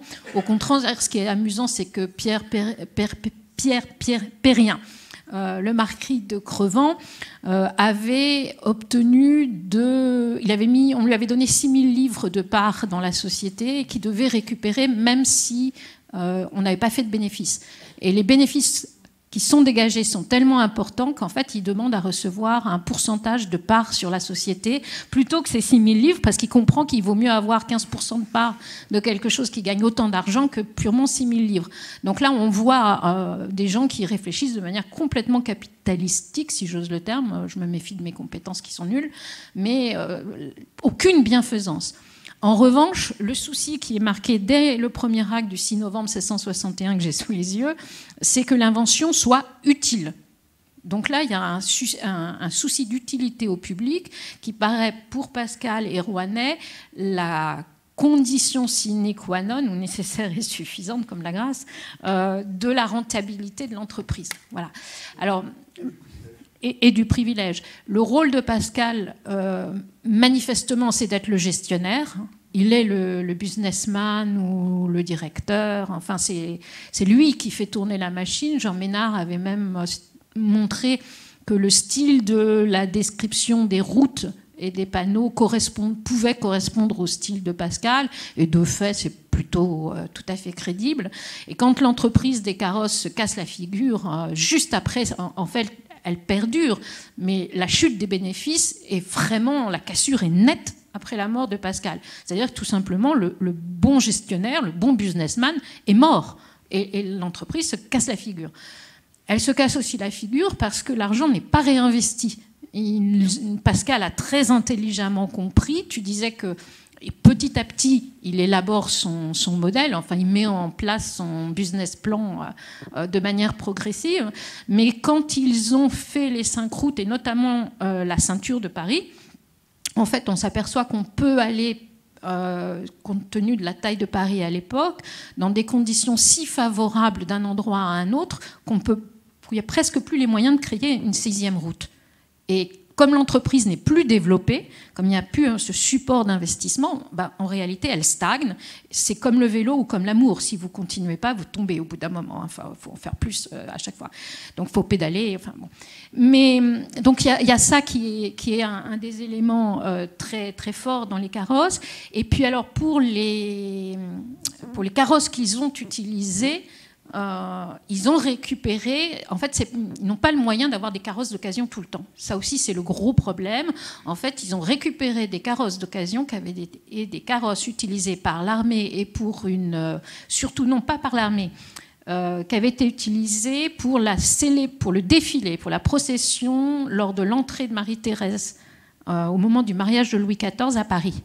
Donc là, on a fait une procession dans Paris avec des carrosses en très grand nombre, en tout cas un nombre tout à fait suffisant pour ce dont on avait besoin pour créer l'entreprise. Et on a utilisé ces carrosses dont l'État ne savait pas quoi faire et était bien content de se débarrasser pour gagner de l'argent. Mais c'est très vite un problème qui se pose aux entrepreneurs. S'ils continuent à s'étendre, cette première manne n'est plus disponible et il va falloir acheter des carrosses neufs. Voilà, donc c'est des petites restrictions, mais vous avez compris que j'aime les détails. Le diable et la vérité s'y logent.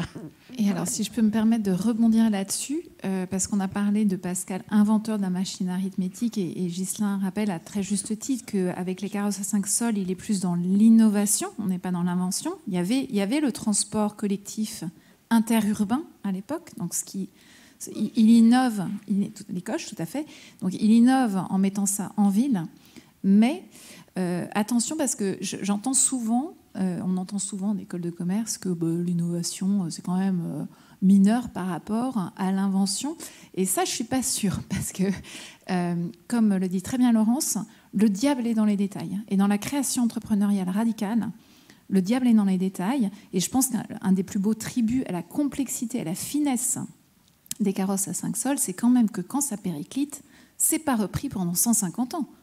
Donc c'est quand même dingue. Ça aurait été tellement simple de faire un copycat des carrosses à 5 sols à un bon prix et de taper là où il fallait, alors peut-être pas à Paris, mais ailleurs. Personne ne le fait jusqu'en 1823, jusqu'à ce qu'on tombe sur le carrosse 2.0 qui est l'omnibus. Enfin, c'est étonnant, c'est remarquable. C'est surtout dans un monde où il y a suffisamment d'hommes et de femmes, peut-être, au fil du temps, qui seraient très heureux de se remplir les poches. Un problème technique, c'est la fille de l'ingénieur qui va parler. Il y a un problème technique, c'est qu'avant les omnibus, déjà un carrosse où on met 8 personnes, c'est un très gros carrosse. Ouais. Les rues des villes en Europe ne permettent pas le passage, la plupart d'entre elles ne permettent pas le passage d'un véhicule aussi grand. Donc il va falloir qu'il y ait une réorganisation du tissu urbain pour qu'on puisse faire passer des voitures qui ne sont plus des carrosses et qui permettront de transporter plus de gens. De toute façon, le modèle de rentabilité du carrosse, il ne fait pas des carrosses à 15 personnes. Oui, mais quelqu'un aurait pu le faire dans la forme identique à celle de Pascal. Mais ce qui est intéressant dans ce que tu dis, c'est qu'à la mort de Pascal, ça s'écroule. Donc il y a bien un moteur quand même pascalien. Voilà. Alors c'est Pascal ou c'est une intelligence collective avec le duc de Rouennais, mais il semble, lors de ce qu'on en sait, que le duc de Rouennais a été davantage dans tout ce qui était scalabilité, et notamment avec l'expansion rêvée à Amsterdam. Mais voilà, moi, il me semble que Pascal est quand même au cœur du modèle d'affaires et du moteur. Enfin, c'est lui qui fait tourner la machine quand même.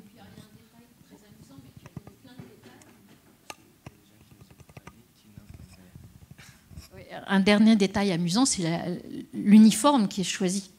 La livrée qui est bleue, c'est ça. Ils ont une casaque bleue avec les armes du roi. Voilà, avec les armes du roi, parce qu'au début, on craint que le peuple n'accueille pas du tout favorablement ces carrosses qui vont encombrer les rues et les empêcher de circuler. Donc on met le roi et la police de son côté en affichant les couleurs du roi sur le costume des laquais et des chauffeurs. Alors je ne sais pas s'il faudrait habiller aujourd'hui les chauffeurs d'autobus en bleu, blanc, rouge pour éviter qu'ils ne se fassent caillasser. Mais enfin, Pascal y avait pensé. Juste un petit point sur pourquoi, au fond, au moment où périclite l'activité économique du transport avec ce carrosse à 5 sols, on n'a pas de successeur. Bien tout simplement parce qu'il y a un monopole institutionnel qui a été concédé par lettre patente de Louis XIV. Donc qui empêche la contestabilité du marché, je dirais, au sens économique du terme. Ça, c'est le premier point. Pour combien de temps, ça, je ne me souviens pas. Ça, j'avoue que je ne sais pas. C'est l'ordre normal des affaires au XVIIe, le privilège. Oui, c'est un privilège. C'est un privilège, hein. Oui, mais c'est un privilège qui renvoie à ce que les économistes appellent l'économie politique. C'est une relation bien particulière qui est nouée entre Pascal et Louis XIV. Non, c'est le mode de fonctionnement de la librairie, par exemple.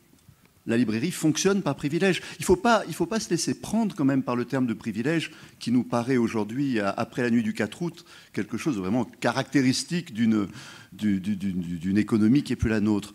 Non, c'est la manière dont le pouvoir aide pour une opération d'utilité publique, un investisseur individuel, pour diminuer un peu les risques qui sont les siens. C'est-à-dire, le problème s'est posé de façon très très nette pour les privilèges de librairie. Parce que la loi, enfin le principe dans la France d'Ancien Régime, c'est qu'il n'y a pas de protection des activités intellectuelles. Bon. Donc normalement, il ne devrait pas y avoir de privilège de librairie. Sauf qu'il y a des problèmes industriels. S'il n'y avait pas de privilège de librairie, il n'y aurait pas d'éditeur, il n'y aurait pas de libraire. Donc considérant que le libraire rend un service public, ça relève un peu d'une délégation de service public, pour reprendre vos termes. Mais c'est strictement validé par l'utilité publique. Et c'est limité dans le temps. Et c'est toujours limité dans le temps. C'est ça qui rend le privilège acceptable. Donc il faut toujours poser la question, pour combien de temps? Et c'est très très bref. Hein. Les privilèges de livre, ça atteint très très rarement les 15 ans. La plupart du temps, c'est... Et juste un petit point complémentaire par rapport à cette activité qui périclite. On le sait par la correspondance de Gilberte Perrier.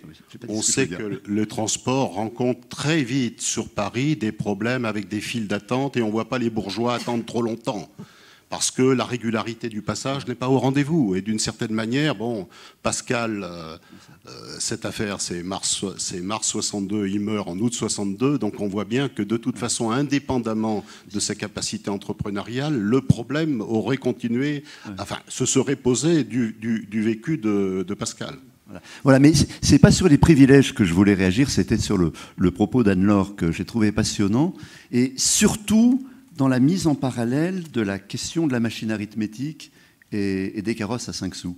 C'est ça que je crois qui est très neuf et qui donne vraiment à penser.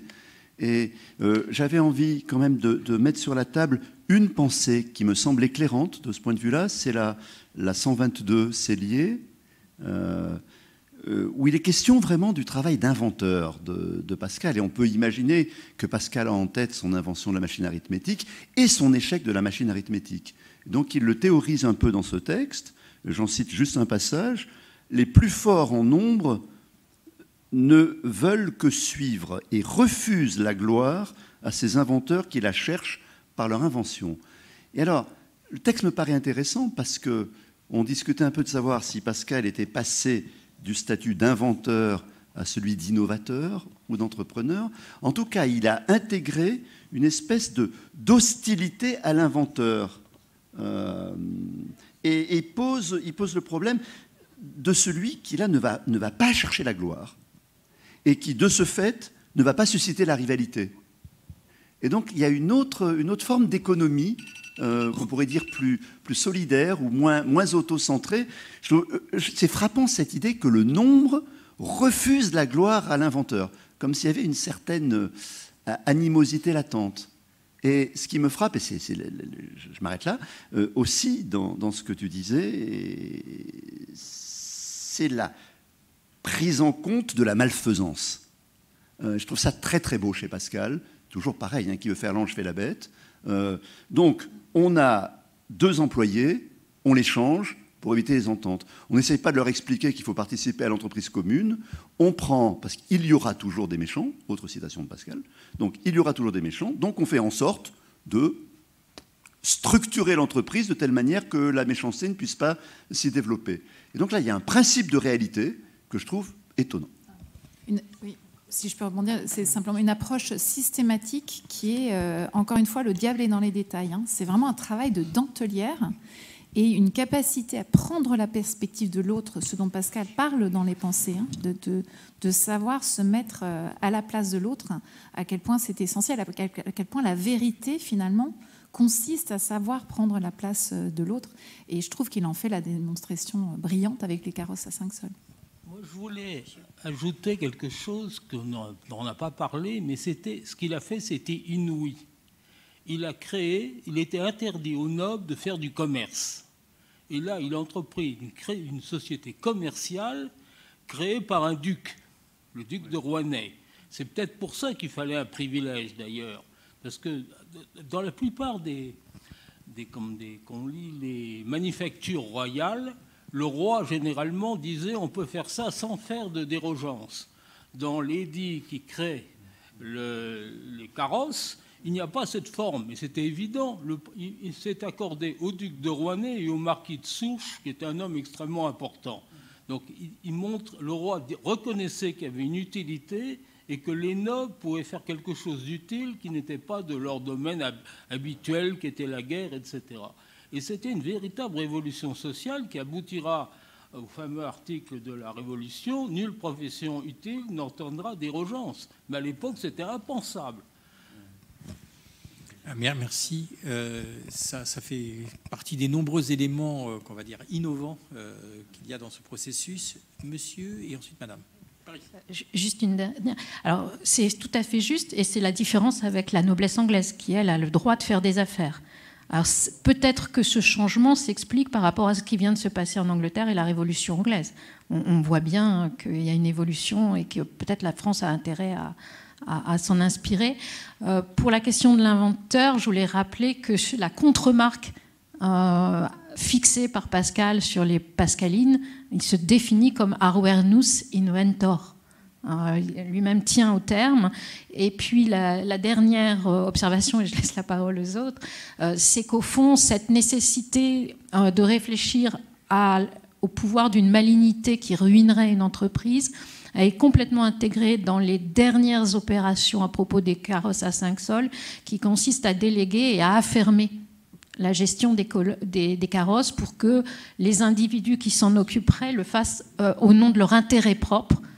Et parce que là, si leur intérêt est en jeu, tout le monde va se mobiliser pour son propre intérêt. Mais qu'on ne peut pas demander à avoir des partenaires qui seraient simplement rémunérés. C'est assez intéressant de voir les textes à ce moment-là. Monsieur.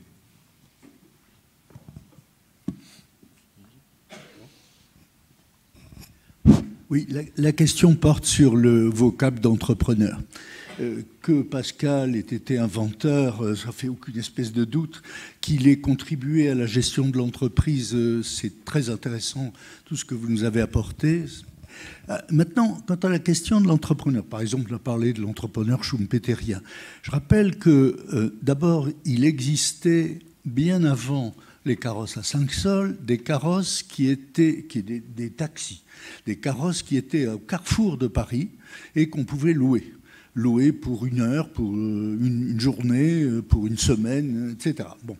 Et d'ailleurs, dans l'enregistrement des lettres des privilèges donnés au duc de Rouennais et aux deux marquis qui sont ses associés, il est bien précisé lors de l'enregistrement, attention, il ne faut pas que ça porte préjudice aux carrosses qui sont aux différents carrefours. Il ne faut pas que ça fasse trop de concurrence, ce truc. Bon, alors, et par ailleurs, la lettre de Madame Perrier, qui date de mars 62, alors que les privilèges ont été accordés au mois de janvier et que Pascal n'a investi qu'au mois de février ou mars, quelque chose comme ça, donne à penser que Pascal ait été un investisseur recherché, certes par les entrepreneurs véritables, qu'il ait été un entrepreneur sur un marché absolument protégé, à condition qu'il ne fasse pas concurrence, etc. Tout ça me paraît quand même un tout petit peu forcé, et sans vouloir évidemment à cet endroit diminuer les mérites de Pascal, ça va de soi. Je crois qu'il faut quand même qu'on utilise le vocabulaire d'aujourd'hui dans le sens qu'il a et peut-être limiter un peu nos ardeurs. Oui, juste pour ajouter, les activités de louage, effectivement, c'est Nicolas Sauvage qui entretient effectivement ces carrosses qu'on peut louer.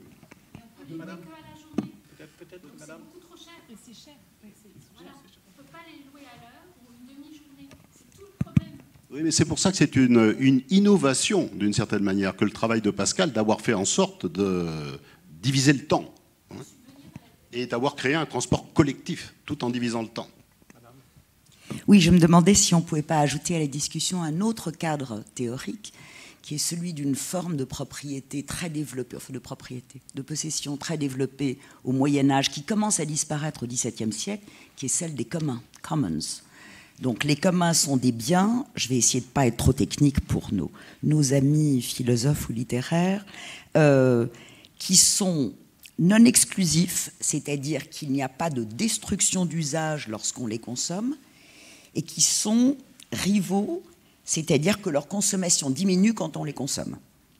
Donc ce n'est pas des biens privés qui sont à la fois rivaux et exclusifs. Ce n'est pas des biens publics, si je reprends l'opposition de Samuelson, mais c'est cette troisième forme qui revient aujourd'hui très fortement dans les débats théoriques sur un certain nombre de biens comme les biens artistiques sur Internet, comme voilà, dans tout ce qu'on appelle les biens communs, je ne rentre pas là-dedans. Mais l'intérêt du cadre des communs, c'est qu'ils font l'objet d'une négociation avec les autorités sur justement leur utilité sociale, sur les privilèges, c'est un peu la même chose que les librairies, sur leur utilité sociale, sur leur possibilité de ne pas gêner d'autres activités. Et ces négociations se font aussi bien au niveau de l'État, du roi, du Parlement, que du prévôt de Paris, que des différentes autorités chargées de gérer un espace public. Et que là, la question, effectivement... Alors, comme pour ce que vous disiez très justement sur Pascal, qui se fichait du côté de bienfaisance dans les motivations de détail qu'on évoquait, il y a quand même l'idée qu'un usage commun permet de simplifier le lien social dans un espace donné. Oui, non exclusif et rivaux, pardon. Non, rival, c'est leur consommation diminue la consommation de biens, c'est-à-dire qu'on peut monter à 8, mais le 9e doit attendre le prochain, et non exclusif, c'est-à-dire qu'il n'y a pas de destruction dans l'usage. Et donc, ce n'est pas un bien privé, qui est à la fois rival et exclusif, et ce n'est pas un bien public. Bon, je peux faire un cours là-dessus tout à l'heure à la pause, mais on ne va pas le faire maintenant. Mais je me demande s'il n'y a pas, parce que c'est vraiment au XVIIe siècle que cette forme commence à être remplacée par la généralisation du marché. Il y a en Angleterre, on l'a cité, le mouvement des enclosures, et donc à la campagne, où c'était la forme la plus développée de gestion des biens communs, ce qu'on appelait du four communal, des vaines pâtures, etc. Tout ça commence à disparaître, ça provoque un exode rural. Enfin, c'est très lié à la montée d'une autre forme, d'un autre cadre de production à partir du XVIIe siècle. Voilà. Et ce qui est très intéressant, ça revient là, puisque moi je pensais que le débat sur le commerce de l'aristocratie était cristallisé avec le livre du Chevalier d'Arc sur la noblesse commerçante, donc au XVIIIe siècle. Mais effectivement, c'est très intéressant de voir que dans cette transition, il y a effectivement un début de transgression de cet interdit de commercer pour l'aristocratie. On aura la possibilité cet après-midi de confronter Pascal avec la globalisation, les biens publics, des objectifs communs de l'humanité. Ça nous entraînera dans d'autres développements que vous venez en fait d'introduire d'ores et déjà. Je voulais une question. Il y a une question. Pardon. Oui. Bon, alors j'ai distribué la parole. Il a distribué la parole. J'aimerais la prendre maintenant. Alors la question, je ne pense pas que ce sera du Pascal pur et dur. Là, il y a Madame Célie qui a fait une relation intéressante entre l'échec, la réussite et l'entrepreneuriat. Donc, de ce que je comprends, dans l'entrepreneuriat, pour passer à cette notion de réussite, il faut forcément échouer. Ah non, pas forcément. Non, il y a des entrepreneurs qui réussissent et qui réussissent très bien. Mais heureusement... Parce qu'en fait... mais parmi, en fait, ce qui est remarquable, alors parmi les entrepreneurs les plus radicaux, on trouve une majorité d'entrepreneurs qui ont échoué et qui ne se sont pas contentés finalement qui peuvent passer à autre chose et qui ne passent pas à autre chose. C'est-à-dire qu'il y a cette espèce de moteur mystérieux, encore une fois, qui fait que il tombe et il remonte. Il remonte à cheval à chaque fois. Ce côté Sisyphe, justement, dont je parlais. Donc c'est un peu vain comme jeu, mais on y retourne. Et à mon sens, on y retourne parce qu'on ne peut pas ne pas y retourner. C'est un animal à part, l'entrepreneur. Et ce qui me semble intéressant de se poser comme question, je ne suis pas certaine que ce soit le cas, mais il me semble que Pascal était un vrai entrepreneur. Parce que pour Mourant se lancer dans un truc comme les carrosses à 5 sols, où Laurence dit très bien que c'était lui le gestionnaire, il tenait les rênes, c'est remarquable. Enfin, je trouve ça ahurissant, inouï, comme l'a dit monsieur tout à l'heure. Alors, nous nous acheminons vers la fin de notre séance et je voudrais aussi vérifier, alors je vois qu'il y a une autre main, je dois aussi vérifier s'il n'y a pas des gens qui souhaiteraient revenir sur les thèmes de la discussion précédente, puisque j'ai eu l'impression que le débat n'avait été pas complètement clos, s'il est possible de clore un débat pareil. Alors, monsieur, vous souhaitez parler, donc si vous avez un... ça serait... Et le monsieur qui est au fond, et puis tout au fond également, monsieur Jacquet. À un moment, je suis un pascalien très naïf et j'apprends beaucoup grâce à tout cela. Je suis par ailleurs médecin et psychiatre, ancien psychiatre. Vous avez beaucoup parlé du problème de la bienveillance pascalienne. Ce que les gens ne savent pas, c'est qu'aux États-Unis, le mot de psychothérapie pascalienne désigne tout un ensemble de psychothérapies dans lequel l'individu est véritablement considéré comme une entité et le psychothérapeute tient énormément compte de cet aspect. Le fameux texte sur l'esprit de finesse et l'esprit de géométrie, Pascal décrit l'attitude des psychothérapeutes d'une façon qui est extraordinairement bienveillante, avec un respect de l'humanité qui est très impressionnant et qui est, on peut dire, unique. Et c'est pas par hasard que seul aux États-Unis, en France, personne n'utilise le mot de psychothérapie pascalienne, alors que c'est la règle aux États-Unis. Et la fin de la vie de Pascal, ou comme vous l'avez dit, Clermont, par exemple, a bénéficié d'une donation très importante pour l'hôpital général, très importante, hein, c'est pas du tout des choses banales, et surtout la fin de vie où il accueille dans sa maison les gens malades, il laisse son lit à d'autres gens plus malades. Les dernières années de Pascal sont d'une bienveillance humanitaire stupéfiante. Donc même si c'est un entrepreneur bienveillant. Peut-être plus un entrepreneur bienveillant qu'un entrepreneur social, puisque nous l'avons appris tout à l'heure, mais c'est une plongée très intéressante dans la sémantique. Merci. Je voudrais poser une question de profane et reliée avec ce que je lis dans d'autres pensées, notamment les critiques de Pascal contre toute agitation et toute production de divertissement. Est-ce que ça ne pourrait pas justifier qu'il ne s'engage dans l'action que quand elle a un objectif qui n'est pas celui-là, qui serait donc un objectif social? Ou alors comment définit-il l'action qui n'a pas pour objectif le divertissement? Il n'y a pas de condamnation du divertissement aussi maître chez Pascal.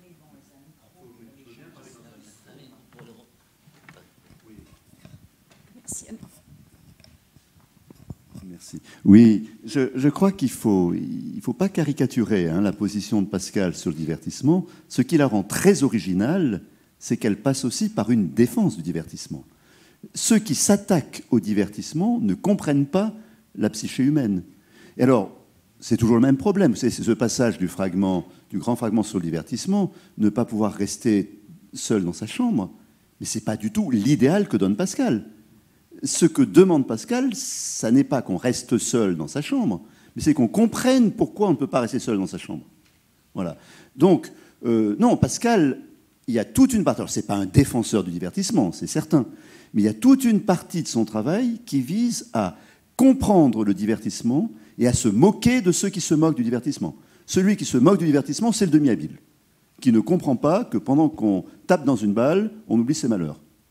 Et Pascal comprend que pendant qu'on tape dans une balle, on oublie ses malheurs. Parce que, une fois de plus, et moi c'est une chose qui me fascine depuis que je travaille sur Pascal, il y a un sens du réel. Si quelqu'un qui vient de perdre son fils unique joue au tennis, et pendant qu'il joue au tennis, il est heureux, on ne va pas lui dire « Non, tu n'es pas heureux, tu as perdu ton fils unique ». Il faut se dire « Comment est-ce possible qu'en tapant sur une balle avec une raquette, on oublie une des choses qui vous fait le plus intimement mal ?» Et Pascal est capable de penser ça. C'est-à-dire que le réel a plus raison. Si les choses sont comme ça, il faut expliquer pourquoi les choses sont comme ça. C'est peut-être un des éléments qui doit être important pour une assemblée d'économistes comme partiellement la nôtre, c'est-à-dire accepter l'ordre du monde. Voilà, et ça, c'est un des grands principes de Pascal dans la raison des effets. Hein, c'est on ne dit pas à un effet qu'il a tort, on essaye de comprendre de quoi il est l'effet. Celui qui dit à l'effet qu'il a tort, c'est le demi-habile. Le demi-habile dit, mais pourquoi vous... C'est idiot, ben, c'est Saint-Augustin dont on parlait au tout début de matinée. Regardez ces imbéciles qui travaillent pour l'incertain et qui vont perdre ce pourquoi ils travaillent. Ça n'a pas de sens. Pascal dit, mais s'ils le font, c'est que ça a un sens. Donc le problème, c'est comprenons quel est le sens. Je peux juste ajouter quelque chose. À mon sens, en fait, les carences à 5 sols ne constituent pas un divertissement, puisque le divertissement ne consiste pas en toute activité, mais toute activité qui nous empêche de penser à la mort. Or, là, avec les carences à 5 sols, on a une activité totalement altruiste, faite pour Dieu, faite pour les pauvres. Pascal ne dit pas qu'il ne faut rien faire. Et donc, pour moi, ce n'est pas un divertissement. Ça n'entre pas dans le cadre de la pensée de Pascal du divertissement en raison de sa finalité et de son offrande de la foi. Je serais moins tranché que toi parce que même les pensées, le travail qui consiste à analyser le divertissement est aussi un divertissement. Il y a des divertissements qui sont bons. On peut très bien se divertir à servir les pauvres de Blois. Il n'empêche que pendant qu'on sert les pauvres de Blois, on échappe un petit peu à la mort qui vous guette dans les mois qui viennent. C'est deux rationalités différentes. Voilà.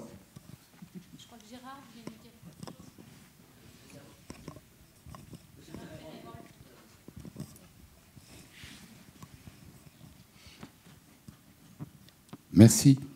Deux petites remarques. L'une pour ajouter un exemple au fait que Pascal cherche l'utilité dans ses inventions.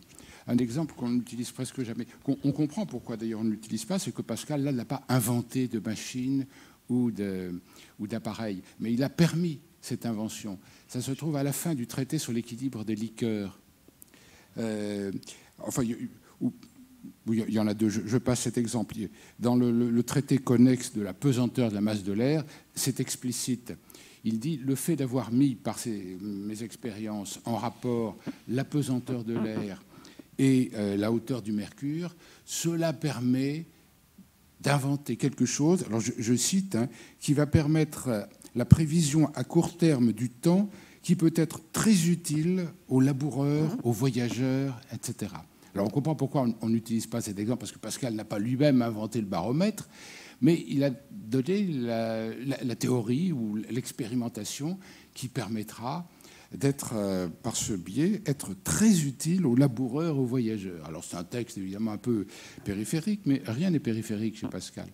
Et puis alors, une deuxième remarque, je pensais à un fragment, alors je n'ai pas le numéro, qui est « Plaindre les malheureux n'est pas contre la concupiscence ».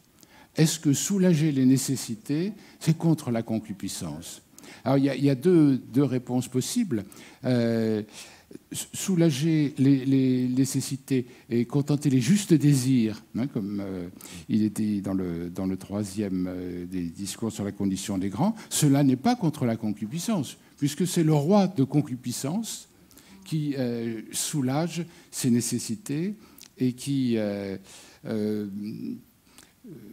répond, disons, aux justes désirs de ses subordonnés. C'est l'honnête homme. Et puis il y a soulager les nécessités des pauvres. Là, c'est les nécessités des pauvres de Blois. Et ça, c'est autre chose. Parce que dans le premier cas, il s'agit de soulager les justes désirs, comme le disait Patrick Plane, on voit très bien que l'égoïsme va tout à fait avec la bienfaisance. Il n'y a aucun problème de ce côté-là. Mais soulager les pauvres de Blois, cela n'apporte absolument aucun intérêt, aucun retour sur investissement à Pascal. Donc on n'est plus dans l'ordre de l'honnêteté, on est dans l'ordre de la charité, qui sont d'ordre différent. Je rappellerai juste cette formule dans le troisième discours, justement. Soyez au moins honnête si vous ne pouvez être chrétien. Ce n'est pas la même chose, mais ce n'est pas la même chose non plus d'être un honnête homme et d'être un grossier personnage. L'honnête homme, c'est celui qui se damne à coup sûr, parce qu'il n'a pas la charité, mais il se damne en beauté. C'est ça la différence. Merci. Bon. Encore une fois, nous arrivons à la fin de cette session, mais est-ce que quelqu'un d'autre souhaite intervenir ou revenir sur les débats précédents? Monsieur, pardon. Bonjour, merci pour ce que vous avez dit. Je reviens sur le caractère empathique de Pascal. Vous avez beaucoup insisté, je voulais savoir le lien qu'il y avait entre l'entrepreneur et l'empathie, et surtout l'entrepreneuriat social et l'empathie. Alors, en 30 secondes, ça va être difficile, mais on peut en parler peut-être après. L'empathie, alors l'entrepreneur, c'est un peu une bête à deux têtes et qui est tout en clair-obscur. Hein. C'est-à-dire c'est quelqu'un qui est extrêmement orgueilleux et qui en même temps ressent la douleur du monde. L'entrepreneur radical, hein, qui est un hypersensible, encore une fois. Donc oui, relation entre création radicale et entrepreneuriat, on la voit. C'est-à-dire que cette empathie fait qu'ils ressentent en noir et blanc, j'ai envie de dire, quelque chose qu'on pressent, on en a peut-être l'intuition, mais eux, ils le voient comme le nez au milieu de la figure, et donc ils agissent. Voilà. Et on peut en parler davantage plus avant, je ne veux pas retarder. Mais est-ce que l'un de vous trois, ou tous les trois, avez un regret de parole, une dernière réflexion à partager avant que cesse cette table ronde? Monsieur Delange, je dirais un tout petit mot.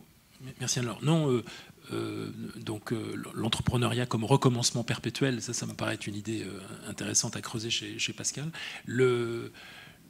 Sur le thème de la bienveillance, il se trouve que je viens de diriger une thèse sur la bienveillance, justement, en entreprise. Toutes les entreprises se prévalent d'être bienveillantes, pas toutes, sans exception.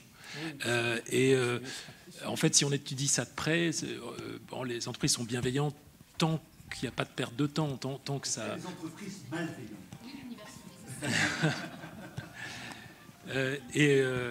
Et en fait, je crois qu'il faut rester sur le mot de Pascal, qui est la bienfaisance. C'est ça qui est intéressant chez Pascal, c'est le faire. Est-ce que Pascal est bienveillant? J'en suis pas si sûr que ça. Mais la bienfaisance, ça paraît être, de son point de vue, une priorité. Moi, ce qu'on peut dire. Pour le roi de concupiscence qu'on vient d'évoquer à l'instant. Un tout petit mot, je ne sais pas si c'est un mot conclusif, mais en tout cas, je crois que ce 400e anniversaire de la naissance de Blaise Pascal vient un an après le 200e anniversaire de quelqu'un qui s'est illustré également dans le Puy-de-Dôme, qui était aussi un physicien, qui était en l'occurrence Pasteur, qui a inventé la pasteurisation. Donc je crois qu'on pourrait associer Pasteur d'une certaine manière à Blaise Pascal. Ex post. Oui, c'est du Jura, oui, mais il a vécu à Clermont et toutes les expériences sur la pasteurisation, il les a menées à partir de Chamalières, à proximité de la Banque de France.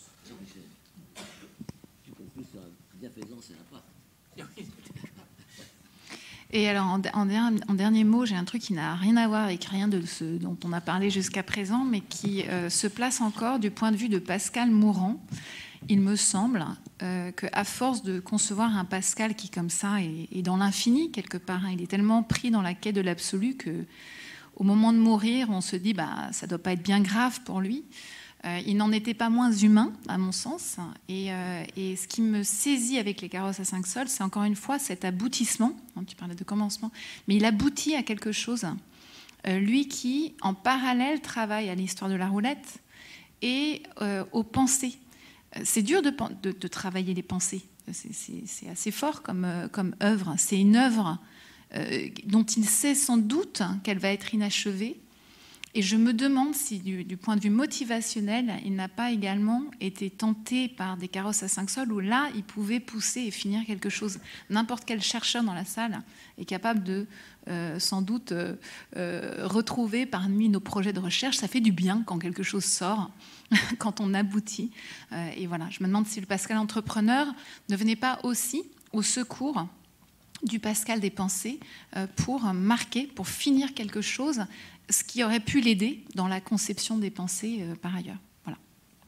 Alors, nous terminons avec une nouvelle dimension qui est Pascal entrepreneur intellectuel, d'une certaine manière. Je crois que nous pouvons vraiment remercier nos panélistes pour nous avoir aidés à plonger d'une manière complètement multidimensionnelle dans ce propos sur Pascal entrepreneur, social, bienfaisant, bienveillant ou pas. Je crois que nous avons exploré beaucoup des dimensions de ce sujet et je crois au fond finalement restituer la très profonde complexité d'un personnage extraordinaire qui n'arrêtera pas bien entendu de nous échapper, au moins en partie. Il nous permettra de nous retrouver et de continuer en approfondissant tous ces sujets à nous inspirer dans notre vie de chaque jour. Donc merci beaucoup.